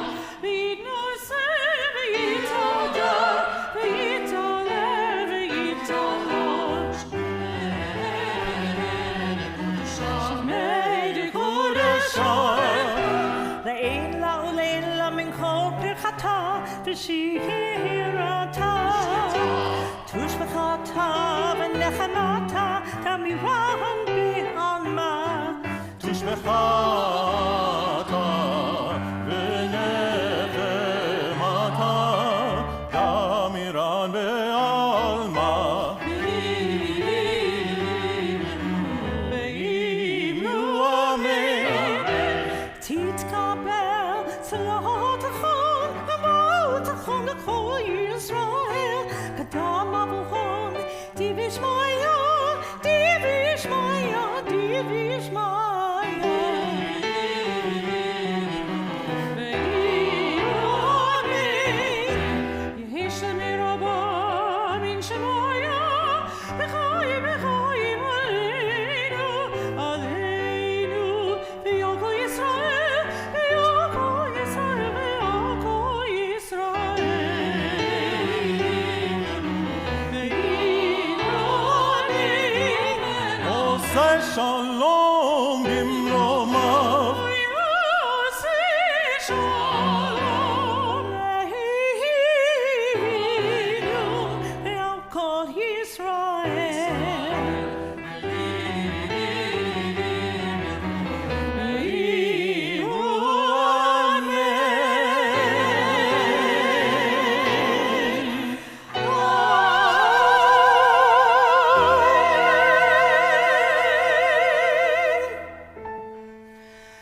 Shema Yisrael,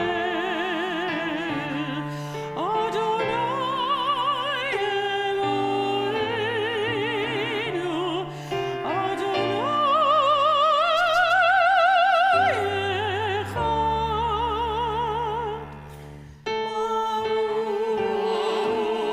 Baruch Shem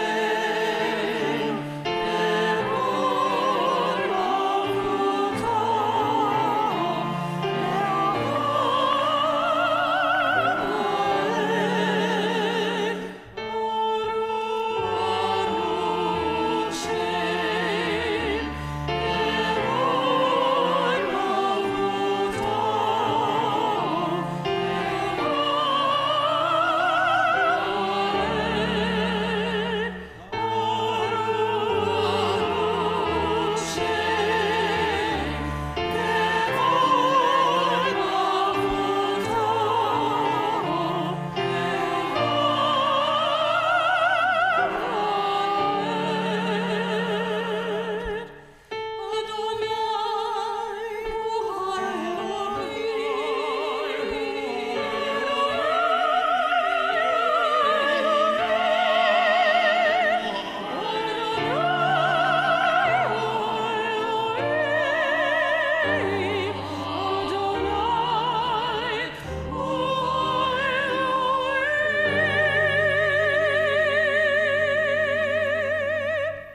Tekiah, Shevarim, Tiruah, Tekiah Gedolah.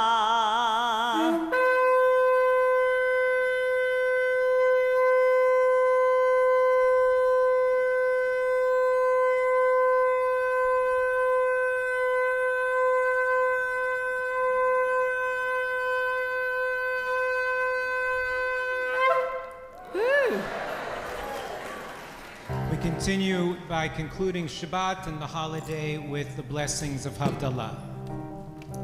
La la la la la la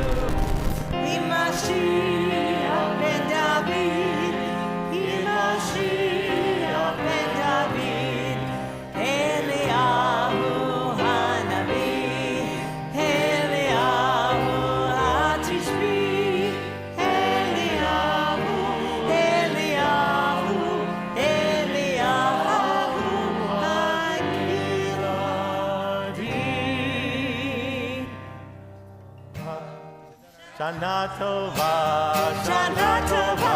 It's a song that doesn't end. Shana Tova, Shana Tova, Shana Tova, Shana Tova. We wish everyone a new year filled with health and goodness and joy and peace. Shana Tova, Shavua Tova. Shana Tova, Shana Tova.